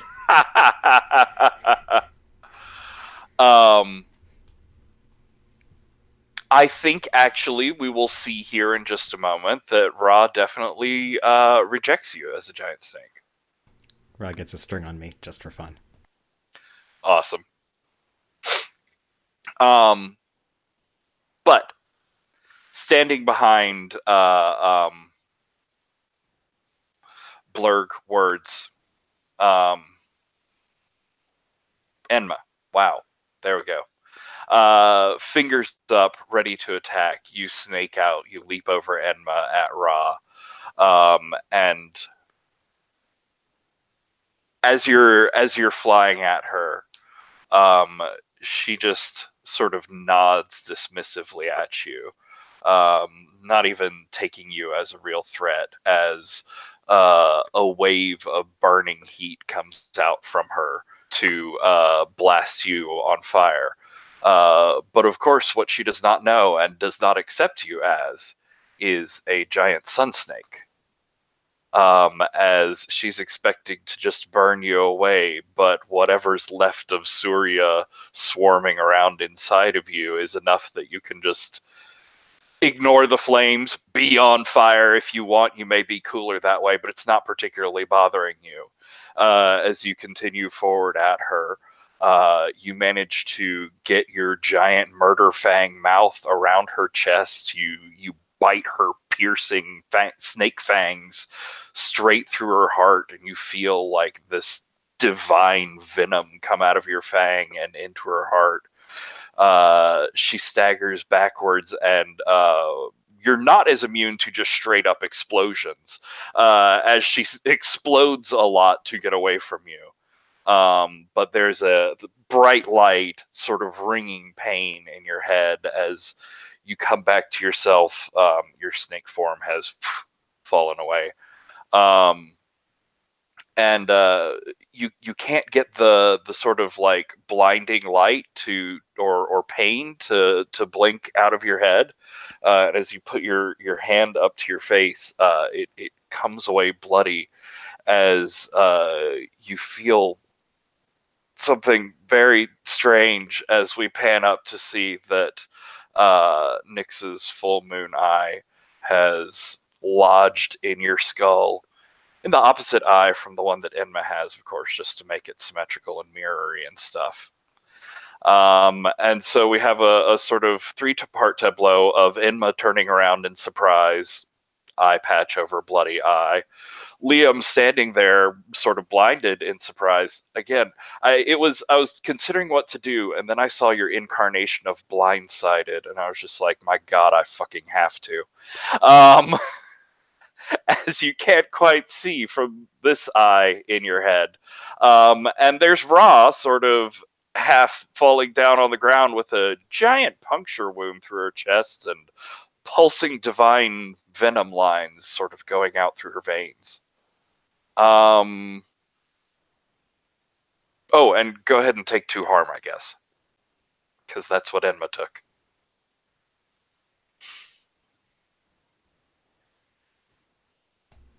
just repeating what I said in the chat, would people stop punching gods into me? I mean, there's a limit to how many gods I need to be. No, thank you. But fucking OPEP, I think that pushes you up 4 harm, doesn't it? No, it doesn't, because those 2 were from my falling back last issue. I never rolled myself back over. Oh, I just got you. went into my darkest self and didn't clear my harm. Okay. As an artifact. Curses. But you're at 2 now. But can I say that when I was on fire, they were really awesome fire? Like, as it caught OPEP, it sort of blazed into these weird unnatural colors. Like bisexual lighting fires on a snake. Oh, it was nice. Rad. We get our little tear pop here for the issue. Lovely, beautiful. Things is crazy. And Enma, I think you turn around surprised to this whole fucking nonsense that goes on behind you. What do you do? I mean, Rad is like gave up the one thing that I needed from her. And it's now just in Pluto. It's right there. I just need to take it. It's right there. Yeah, and Ryan, just checking. Pluto, definitely Pluto. I was about to correct myself, but no, it's Pluto. Pluto doesn't have any strings on me, correct? That's right, I don't. I have a +1 against you, but I have no strings. Oh, interesting. So I think Enma turns to Pluto in the bisexual lighting. This is Pluto, Pluto, beautiful Pluto. I could not have asked for this to work out better. I just, thank you. Thank you so much. I just need your eye. And I will try and hypnotize Pluto. Swapping the eye patch back over. You see that fire blazing bright. Nice. The 2 eyes staring at each other. Oh my god, roll a thing. I think it's hot. It is hot. Yeah, it is. It's always hot. Oh, that is a 2 on the dice. +2 hot is 4. Jesus, people.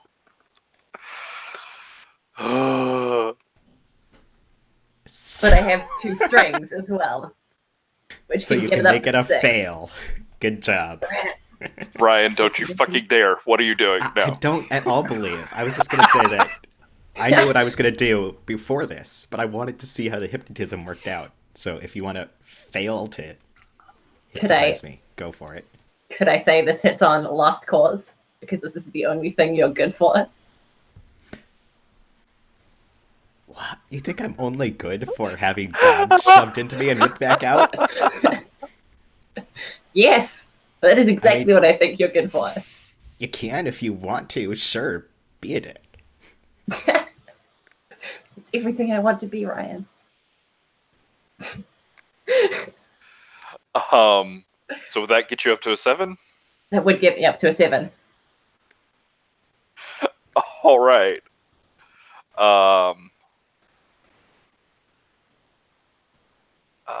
So I'm sorry. I'm trying to find lost on sheets. 7 to 9, the hypnosis works, but choose one. Oh, I get to choose things. Yes, and what exactly is your sort of command to him here? Give me Nyx's full moon eye. Oh, just give it over. Right, yes. I think Apep is going to know exactly what I've done to them. Nice. After you helped me, after you saved me from Ra, this is how I repay you. Yeah, and that tracks perfectly into what I was thinking, because as Enma's talking, Apep is like kind of digging in and pulling this eye out because he is not having any more gods shoved into him. He is not a vessel for your leftover gods. We are all full is up here, thank holding you.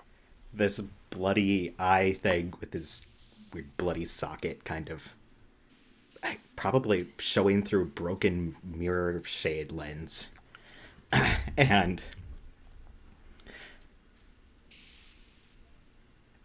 starts to like grab it like he's going to do something with it and just hands it over, looking almost like he's being puppeted into doing so. Nice. But does, because he's aware of this, say, you could have fucking asked.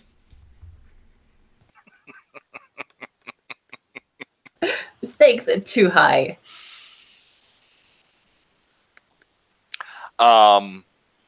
So yeah, I think as you're like handing it over and the two of your hands are together, Ra on the ground just screams in rage. I will save you a scream in rage, but it's intense. And you see from the sky like rocketing down. Gosh, I guess she's only got like 2 people left. But you see 2 sun-shaped meteors that are like flying through the sky towards y'all. Other group. We're gonna go use feelings to fix everything.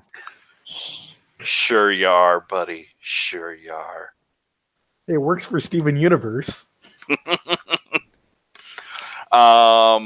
So are you calling Mithra out, or are you going to find her, or how are you approaching this? I don't have an idea for this. Are we going to talk to Mithra or Or are we dealing specifically with the victims? That sounded like more the way that we were potentially going about this. Well, you had he told you that the power was drawing on literally everybody in London. So there's a lot of potential victims. Okay. that's not really solving the problem either. Yeah. But I mean, that's kind of like I will be honest, Oz has a skewed perspective about lifespans. You could go after Mithra, like I said. There's options of trying to attack or kill. There's pulling out her god. You could go after the app. You could go after phones. Or you could go after like the populace of London. That's just going to be a bigger miracle sort of situation. But how do you think y'all would approach it? I mean, are miracles on the table for the 2 of you? Because it didn't sound like that was the case from our previous conversation. No, I think they're still like willing to do miracles, but they're just not willing to like try to solve everything with miracles. well, Eris would be willing to perform miracles if they help, Yeah, that's the thing. They like it's not just rivers destroying buildings. Yes, you're doing it right now. Doing our best.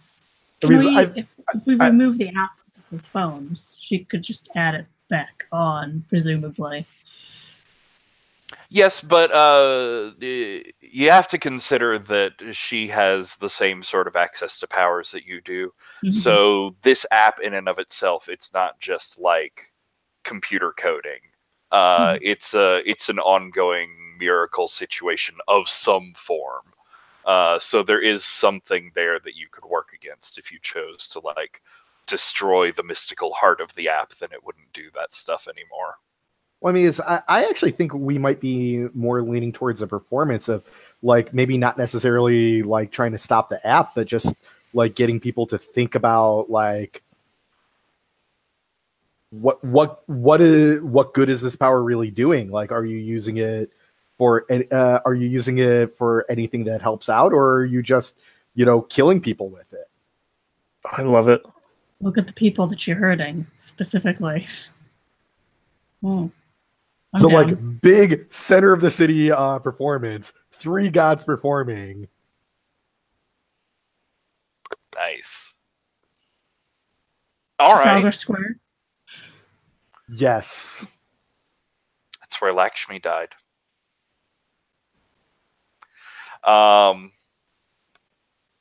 No, I think that's great. So we're gonna set up a concert. I think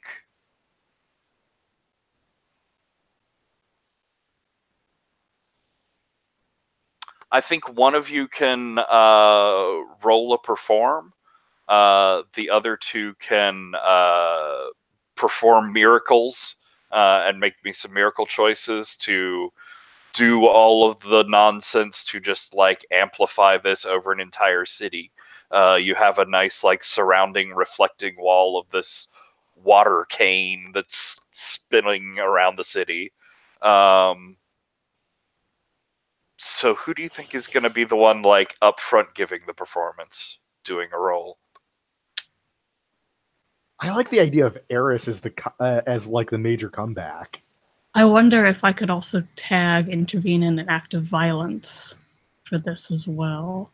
Oh, if it's totally interrupting what's happening I with like the other that. one. Is that what you're thinking of? Or yeah. Well, if I could just work that in somehow when I perform. It's a separate role, I think. Or do we... Oh, sorry. I have not looked at this move.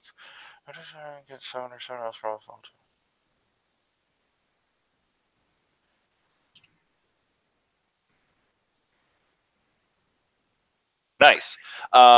So I think it definitely makes sense that whatever you're doing here, Mithra is not going to be okay with it. So I think, oh yeah, because I forgot she was there, so she's the third.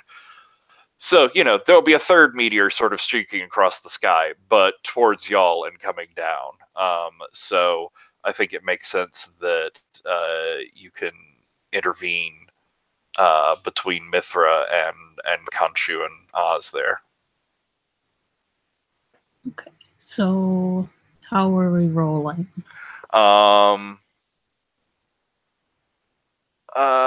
I still think that leaves Oz doing a miracle to support Khonshu, unless you've got something else you could go to as well. But Oz, how are you adding in here? So we're having Khonshu be the performer.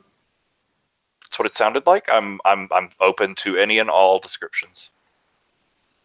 Ooh, that's not a good idea. That really is not. Your dark side is awful. Yeah. I traded that out in a previous session. Yeah, I could be the performer then. Oh man, but now Oz is like, all of these gods are the worst, except for the three of us.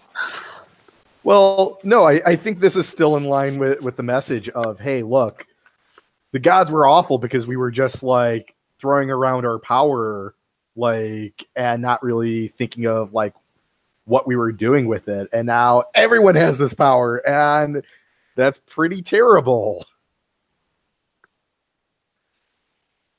Nice. So then, Khonshu, what would you be doing to support here? Is it a miracle? If so, what's it look like? I think that it is a miracle, and the miracle is that one of my purviews is lifespan, and I think that probably as the app, like as the mystical center of this app gets taken out, I think that there's going to be like an immediate sense of withdrawal, and so I want to try and buffet people against that. Against feeling the drop from that. Just because it's come up with you before, and we had the whole epilogue previews. Do you think this is an eclipse? Ooh, I mean, that's got all sorts of symbolism for getting in the way of the sun and that. No, I wouldn't have gotten to that, but yes, let's have that. That makes sense. all eclipses all the time. That's what we do here. So yes, hurricane funnel tornado water thing around London. an eclipse going on above it, and Oz's performance in the middle of Trafalgar Square. What's it look like, Oz? Oh, and Barry, make me some miracle choices. My miracle choices. Oh no, no, not.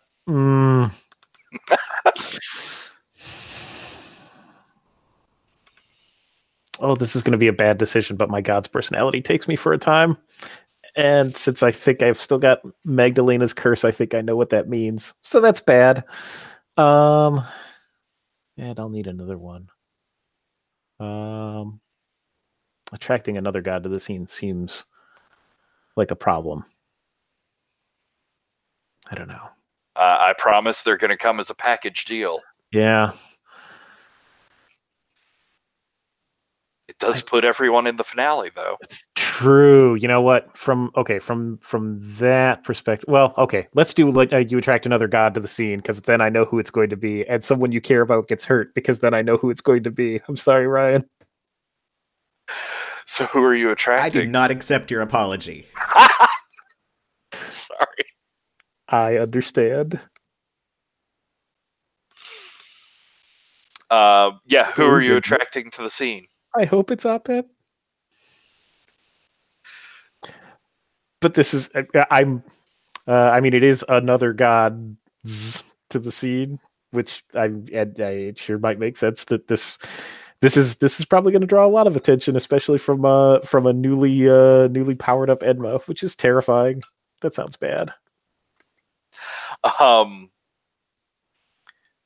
Yeah, back in the horrible fray going on. I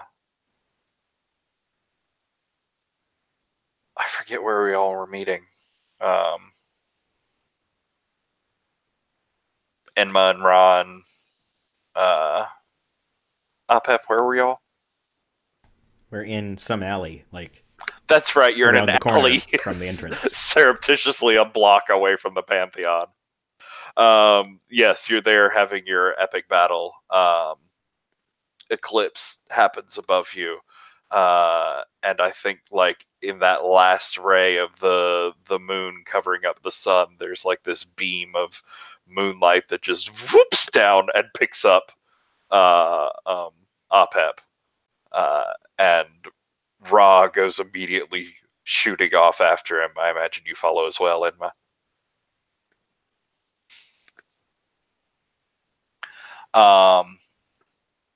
And then the other one was someone you care about gets hurt.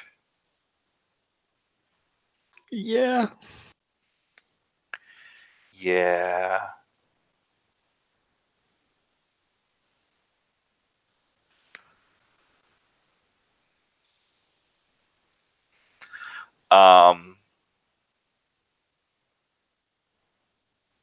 Let me hear how the intervene goes.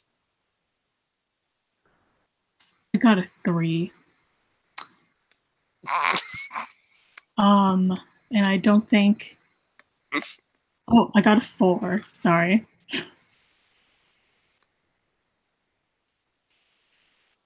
Oh wait, no. Well, am I? This is not escalating the situation to violence, is it? It is specifically protective.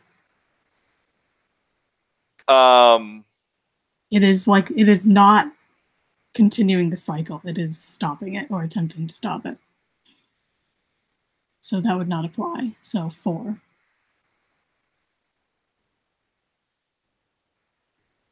Gotcha. Yeah. So I think she is flying in as a ball of light, right? I think we get that same like jittering TV static wings that we saw when he killed Enma for the first time. And like actually flying? Or we do, I was just gonna say we do have a unicorn out there.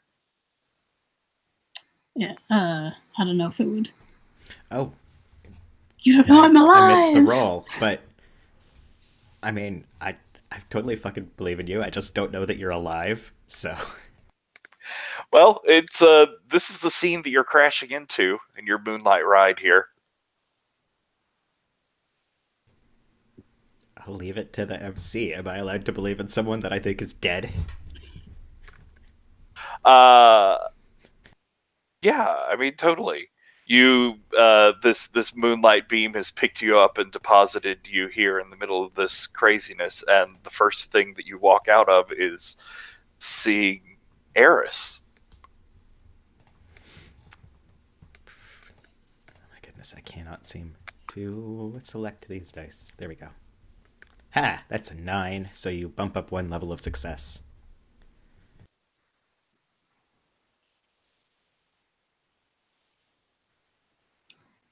Then I'm in the middle of it, and the assailant chooses one from below. Back off.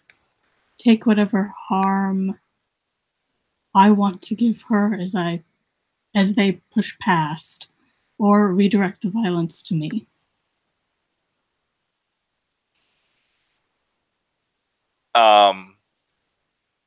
She'll happily redirect the violence to you. Okay. I like the idea then of me getting like maybe 40 feet off the ground and then her just like crashing into me. And we get that collision. Yeah, I think so, and I think. Oh, just because Eris definitely would have faltered to when he felt not Opep, but like that's a Pluto thing. So yeah, you're sort of up in midair going to meet Mithra, and then just out of a sparkle pops Liam. You look down there and you see this look in his eyes, like he's so happy that you're still alive. He does believe in you. The two of you see each other and distract each other at the worst possible moment as Mithra comes crashing down into you, and the two of you land like a missile on top of Apep. And I think you're both going to take 3 harm.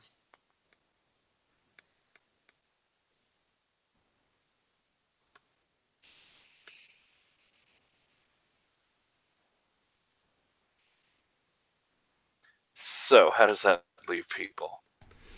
That leaves me looped around to. Does harm carry over when you die, or do you start fresh? No, it just goes back to 0. Okay, cool.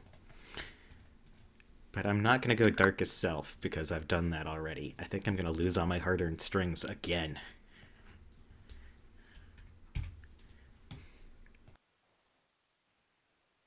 Yeah, I think it's the wild indignity of the whole situation as you just appear majestically and then pratfall tumble.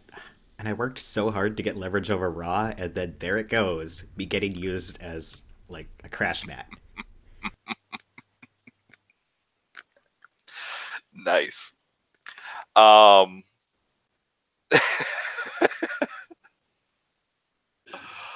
Oh Lord. So that all happened. Performance itself.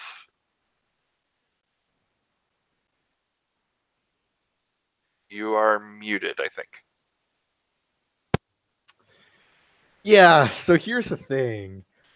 All of this, and I can't find a way to get a +1 on it because I'm at 6.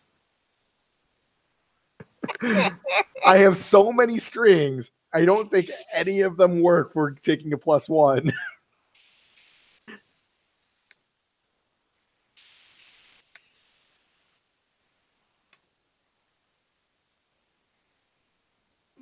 You don't think you're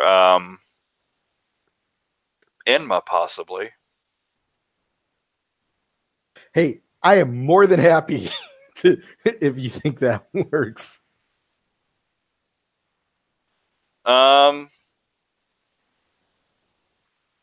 Yeah, I think if you hand the choice making over to Enma, then that would make sense to me. Because nothing ever goes wrong when I let Alex make these choices. Not even at all. But yes, I will totally do that devil's bargain. Okay, so we've got a good idea of what your message is to London. But on a 7 to 9. It's on a hit. The audience is changed by your performance, gaining you a string on the person most affected. So who do you think is most affected? You have everyone in London to choose from. Fuck it, I'm going Ra. Nice. Because she's the one who really needs the message. And she's part of the amazing pyrotechnic show that is going on behind your performance here as all of these sort of meteorites are crashing to the ground. And then, yeah, so you're going to pass off the 7 to 9 choice to Alex? So, Alex, what do you think? I mean, you're using the strings on Enma. Yes. I pulled on Enma to push the performance over the top. I see. And your message is about how everyone in the Pantheon can do better, yes? Everyone in London can do better. Oh. But I yes, see. this divinity comes with responsibilities, and we should do right, and we should do good, and we should be boring or something. It gets very preachy, if I'm honest. We should think very carefully before we use divine power. I say, with the divine clusterfuck going on all around me.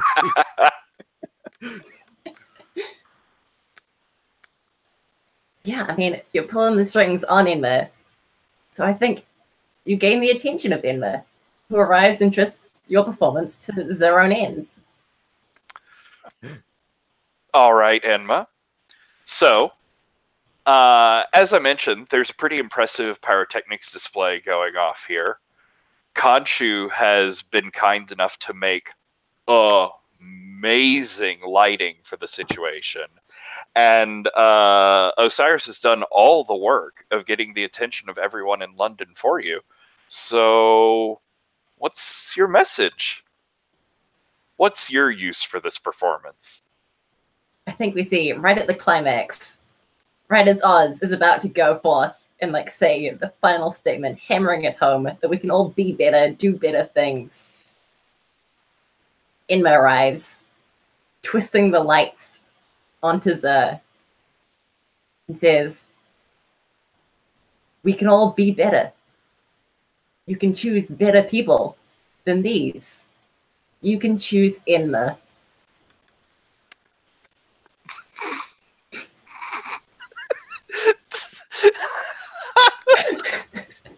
This whole 3-month arc has been an infomercial for Enma. Goddamn campaign finance laws and super PACs. You're not your divine super PAC, Enma. I cannot think of a better line to end this arc on. We're gonna take a short break. We'll come back and we'll give everybody epilogue scenes. But like, I think that was the end of this arc, the end of this graphic novel. There's a Pantheon splash page, like that's where it ends. This like close-up fisheye camera lens shot of Enma making her pitch to London. Oh my god! Oh, someone put up a video or something.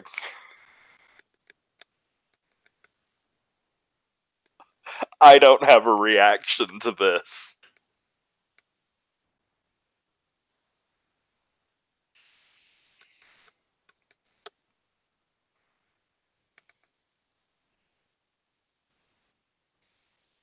We haven't found a video yet.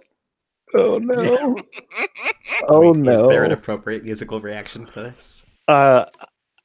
See, Alex, this is why you shouldn't have burned all your videos right before the show.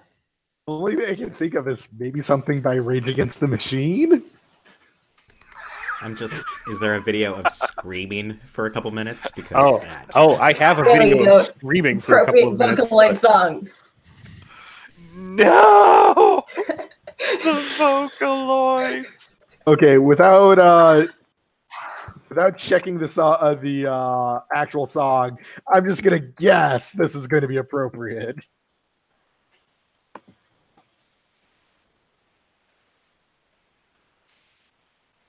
All right, let's come back at 47. How about that?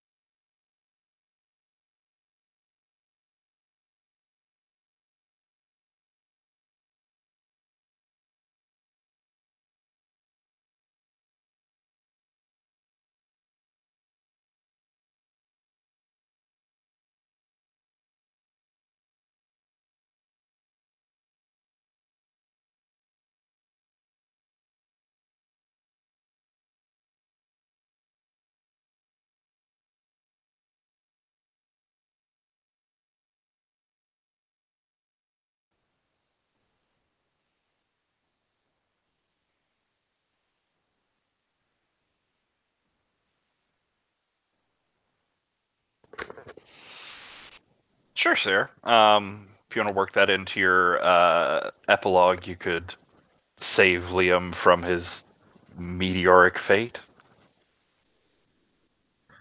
So yeah, why don't we start there? We'll start with you, Sarah, and go right to left across here. And if you have strings on NPCs or even other PCs or whatever that you want to bring into your epilogue, you can have some say in what happens to them. You can take this epilogue as far into the future or into the right now as you want. But yeah, Sarah, what do you do there? Okay, so I was going up and I've forgotten their name. Mithra. Mithra was coming down. Like there's a moment where Liam and I saw each other and he believed in me, and that's a Pluto move. And I think I just kind of open the wings a little more, like in a different direction, so that we crash just to the side of him, just enough to miss. Yeah, I think we have like a tricky comic panel shot where you definitely came down on top of him, but then we see it from like another angle and you just managed to like roll past him. He ducked out of the way, sort of thing. Now, that would probably also kill me because I was at 3 harm. Yeah. Okay. I think probably no matter what you roll. Okay, let me roll just in case. That is a 6, 7, 8 plus 1 is 9.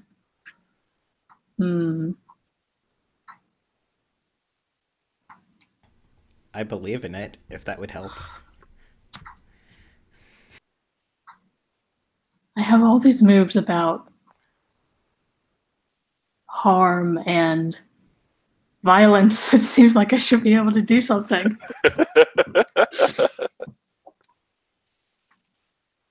Okay, so yeah, presumably redirect the harm to me. All right, so yeah, just 2 of us just crash into the stage next to you. There's probably a lot of fire and like this weird jagged black lightning. Very thready. And when that clears, Eris is lying there with names. What's the god's name again? Sorry, Patrick. I keep forgetting. Oh, Mithra. Mithra. Yeah. Nope, Eris is definitely lying there.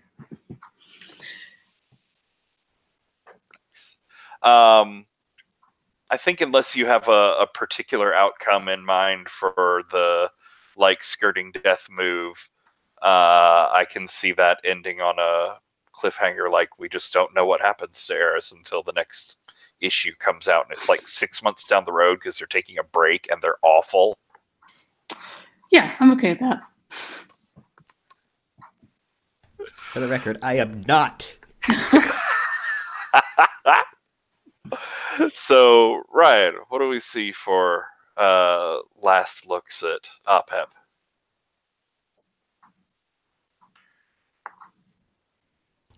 So that happened. True. And Eris isn't moving, and I mean, I could go check, but the logical thing to do is to just fucking kill somebody right now. So Makes sense. I'm probably gonna just snake out and fucking kill, because that's what I do. You have your I'm choice not a better of targets. person. Who else here now besides? Wow. Everybody? the PCs, a very injured Ra, Apollo, Oz's old friend Noel, who's Inti, who's blazing down out of the ground, out of the sky.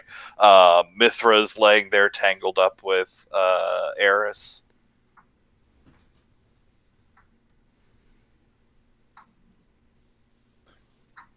Their PCs. I mean, there is the person that you're supposed to eat right there injured. Now I'm just going is Mithra being directly responsible enough to make me focus on Mithra?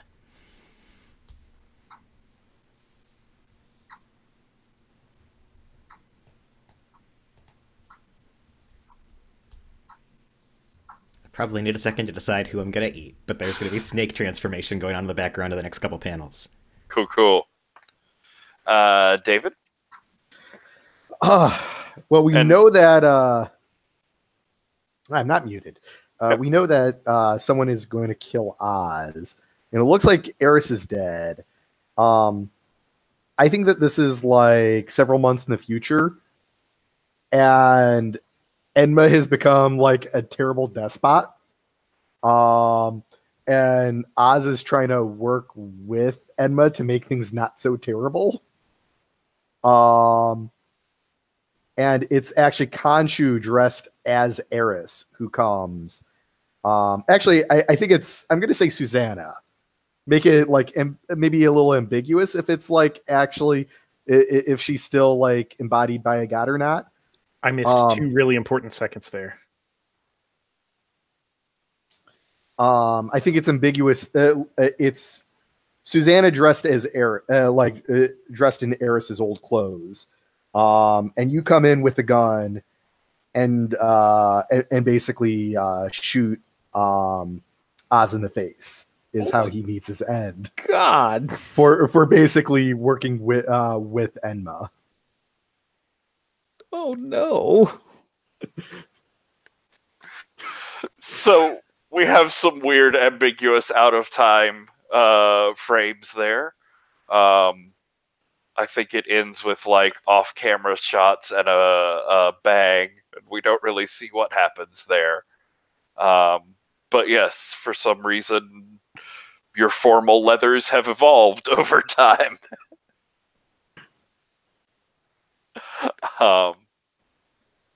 Barry, what do you see for an epilogue for Khonshu? Well, I wanted to roll into something right here because I have a promise that I needed to fulfill, and that was talking Opep down, talking Liam down. Right. So I was asking Ryan in the chat if fucking Opep was in Darkest Self because I know where that goes. And so there are strings. So I have some of those, and I'm going to spend one if you can just stop yourself this one time from we know where this goes. I can just stop myself this one time from what? From killing people.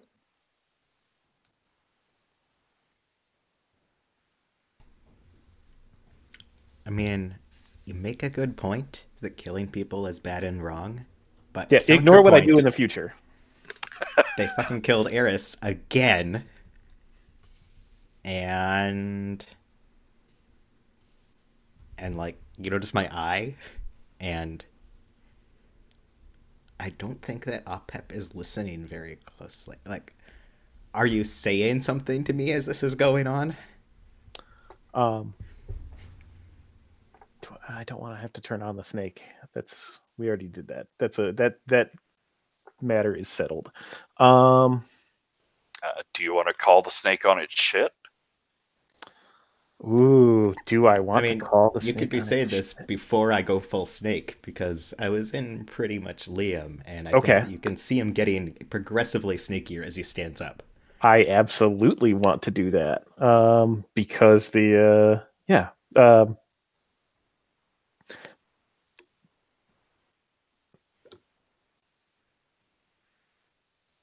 because when I lost you was was the last time that you snaked out, and the last time that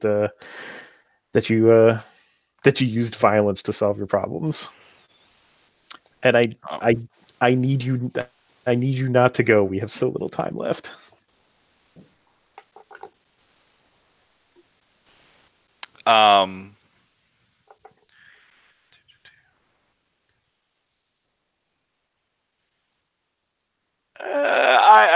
I don't think I particularly need a roll here. If you just want to take the 7 to 9, I think it sounds fairly interesting. But I could fail. Do you want to roll? I don't care. That's might as well give him one last one, right? If you want to roll, I could go with that too. Okay. What move are you using again? Call people on their shit. Okay. That's an 11. How dare you not try to turn me on? Because, well, that's for later. So you choke up, break down, or bail.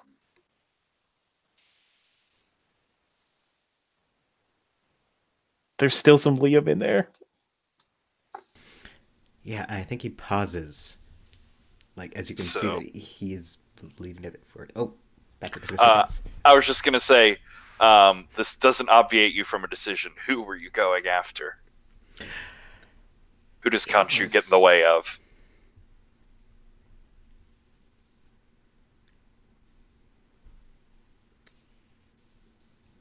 I think it was totally going to be just finish off Raw, get rid of this nonsense. Because, yeah, Mithra and Eris are sort of the same target, and I don't want to miss. Cool. So yes, I'm sorry, you were saying. Yeah, so it's gonna kind of pick himself up and arches forward a bit, like snake explosion is incoming, and Khonshu gets in the way, I guess. And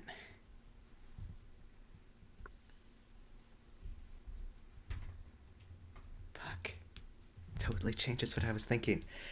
Yeah, and he just freezes, looking, like, yeah, chokes up, but also looking pissed about it, and pulls off the mirror shades, and you can see that there is nothing human about his eyes. There's not even a clear eyelid at the moment. Well, there's a gaping hole in the other one. And as he kind of spits out, what he's gonna say, you can see that his tongue is kind of forked. He does not look human at all. There's scaly patterns around the edges of his face. He says, "You need to give up on Liam. It's Apep." Nice. Awesome. Alex, what do we see from the one true Enma, queen of the true pantheon, ruler, monarch, emperor? The divine ruler / emperor. Nice. They all fit. Maybe all of them joined together as one title. So divine ruler, monarch, emperor, Enma. I think we see Caesar strolling through their broken clock tower, which has just been gradually rising higher and higher throughout the series. You see them past the pomegranates, the broken television screens. I think as we see reflections in these fragments, you see parts of the prophet of Enma, parts of Heine, parts of Max. And then we just see the glorious monstrosity that Z has become now. Walk up to the broken end, looking out at the eclipse. To then pull off the eye patch. Some silhouetted drops coming down from the face as Z completes the set. Looks up at the eclipse. Counts 1, 2, 3, 4, and then it just all goes dark.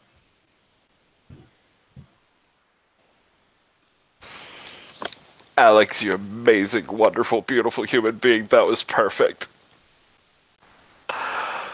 I have nothing more. It could not end better.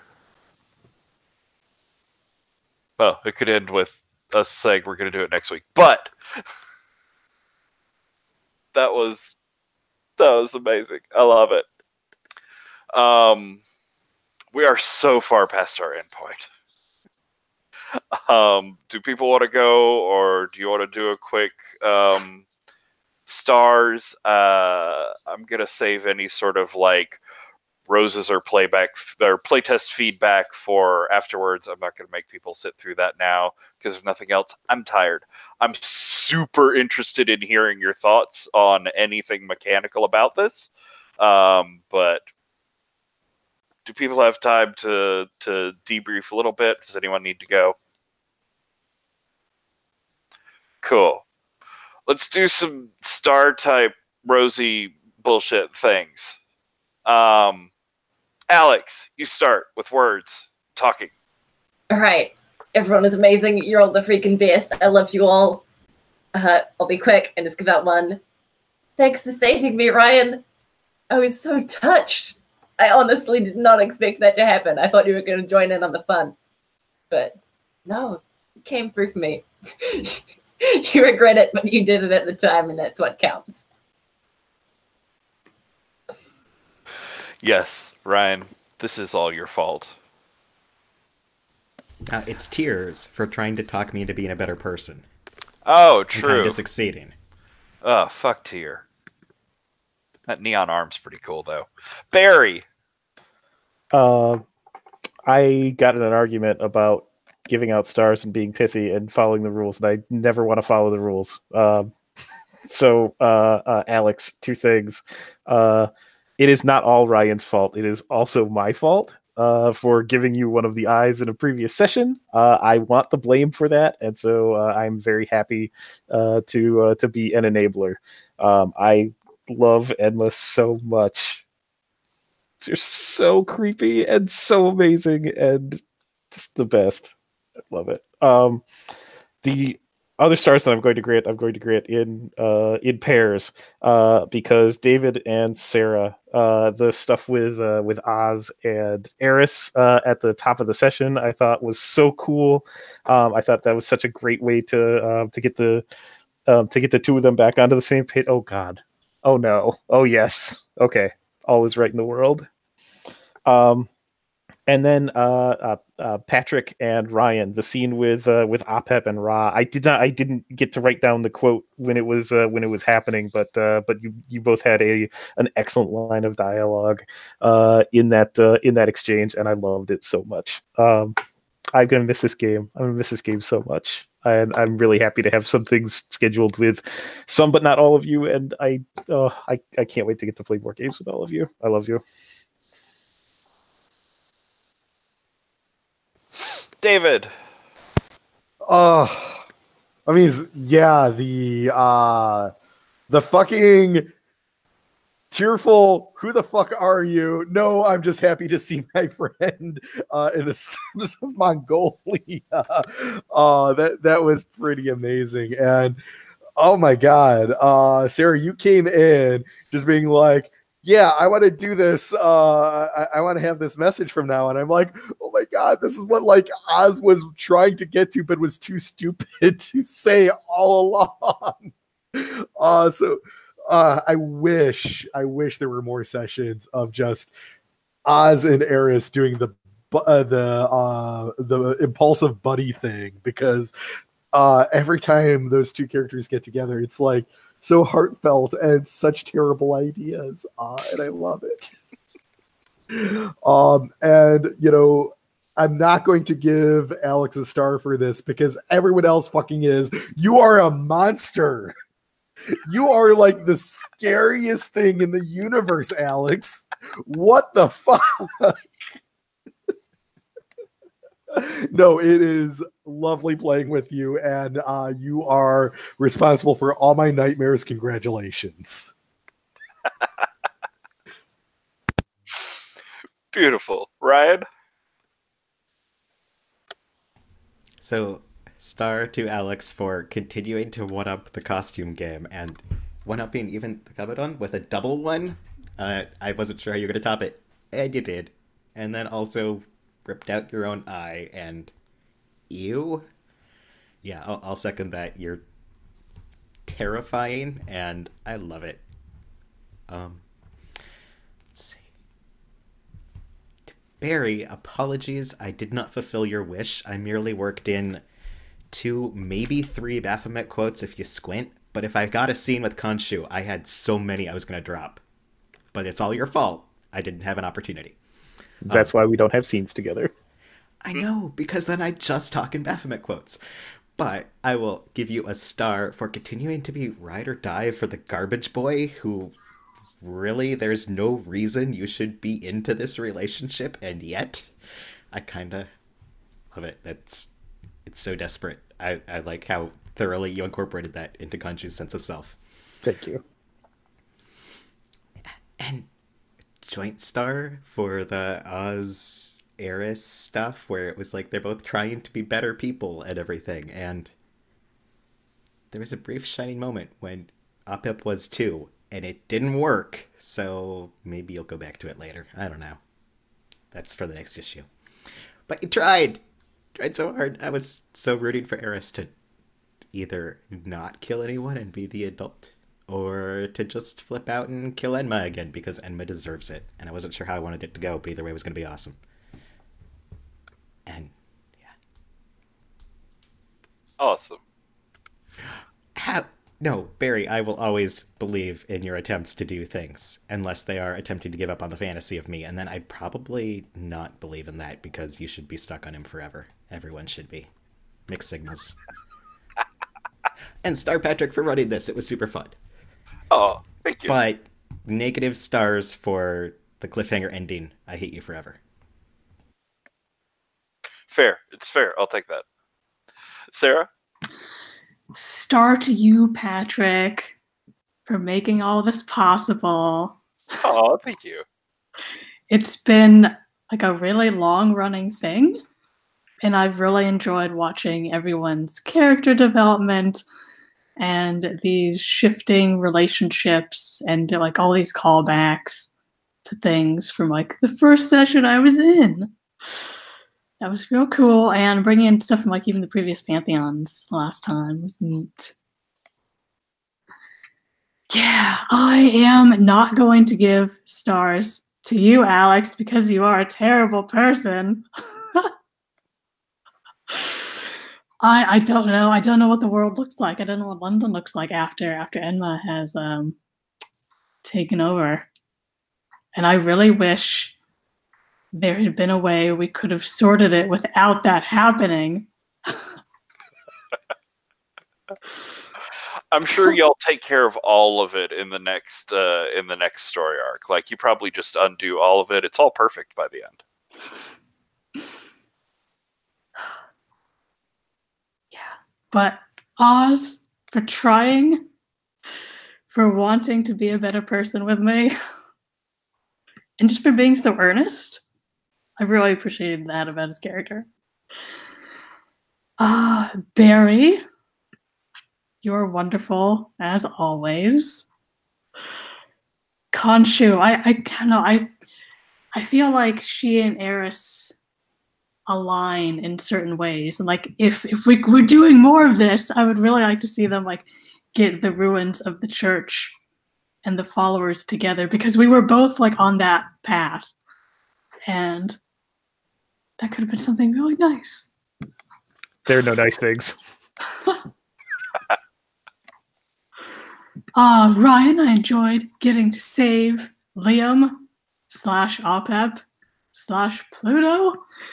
And that was the most heartbreaking thing when you believed in me.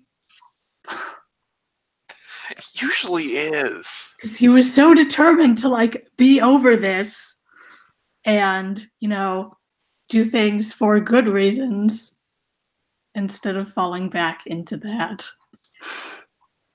Now I feel so bad about it. Congratulations.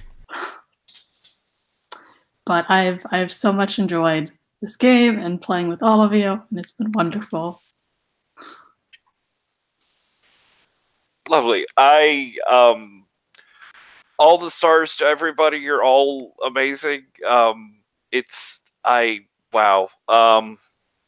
Lauren included, and Chris and Maria, and just all of the bits that have gone on to make this whole it's been 5 months of doing this, which is crazy. And it's just been so fucking amazing. Alex, I will give you all of the stars that no one else would. You're phenomenal. You are like an RPG murder machine. It's amazing. And I don't just mean like character death, like you just come in and you eat the story's heart out and you make it your own in just the most amazing ways. Barry, I cannot express how cool it is to have had just like a random person off of the internet become a fan of what we're doing and watching, and like we would talk about you on camera, we would talk about you off camera, and then to have you come in and just like seamlessly move into being amazing in the game and being amazing in the Pantheon has just been great. David, I'm looking forward to playing with you in a couple of days.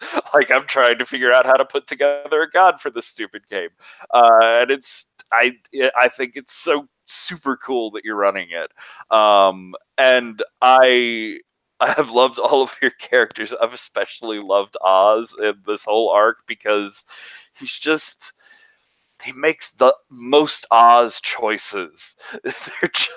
They're so brilliantly close, and it's been amazing to watch him struggle further and further upwards, and like I really like where he ended up. This whole arc between you and Eris here at the end of like we are doing this wrong and we have to find a better way was such a perfect growth for Oz.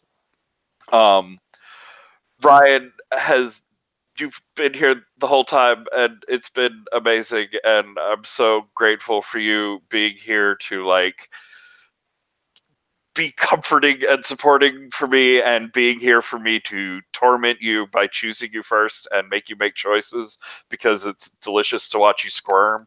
And I love OPEP. I loved him the first time. I love the return of OPEP. I love the romance that will never die. And I think Liam's been so interesting. To watch him like run away and back towards this pantheon and power over and over again has been really fascinating. And Sarah, you were also a wonderful addition to this whole process.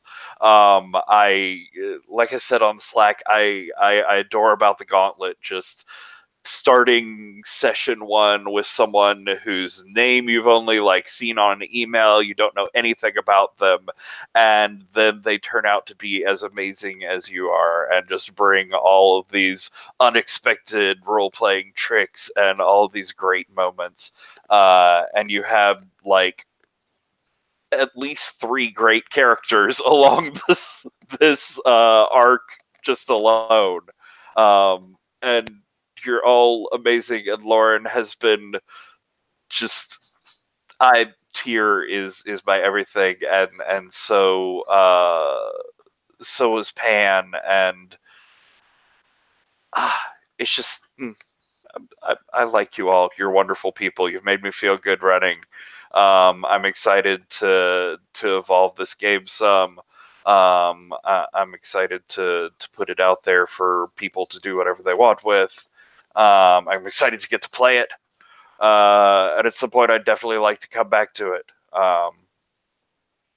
Oh, and also stars to all of you, and a thank you for being cool with me just taking like the ending of this whole arc, the last session or two, and just going to all the weird gonzo crazy places. These are all the decisions you would not make if you were making a long-running comic or a game that had to keep going next week and things like that. So thank you for making all of the bad decisions with me. They were beautiful, they were wonderful, and I love the bad decisions so much more than the perfect ones every time.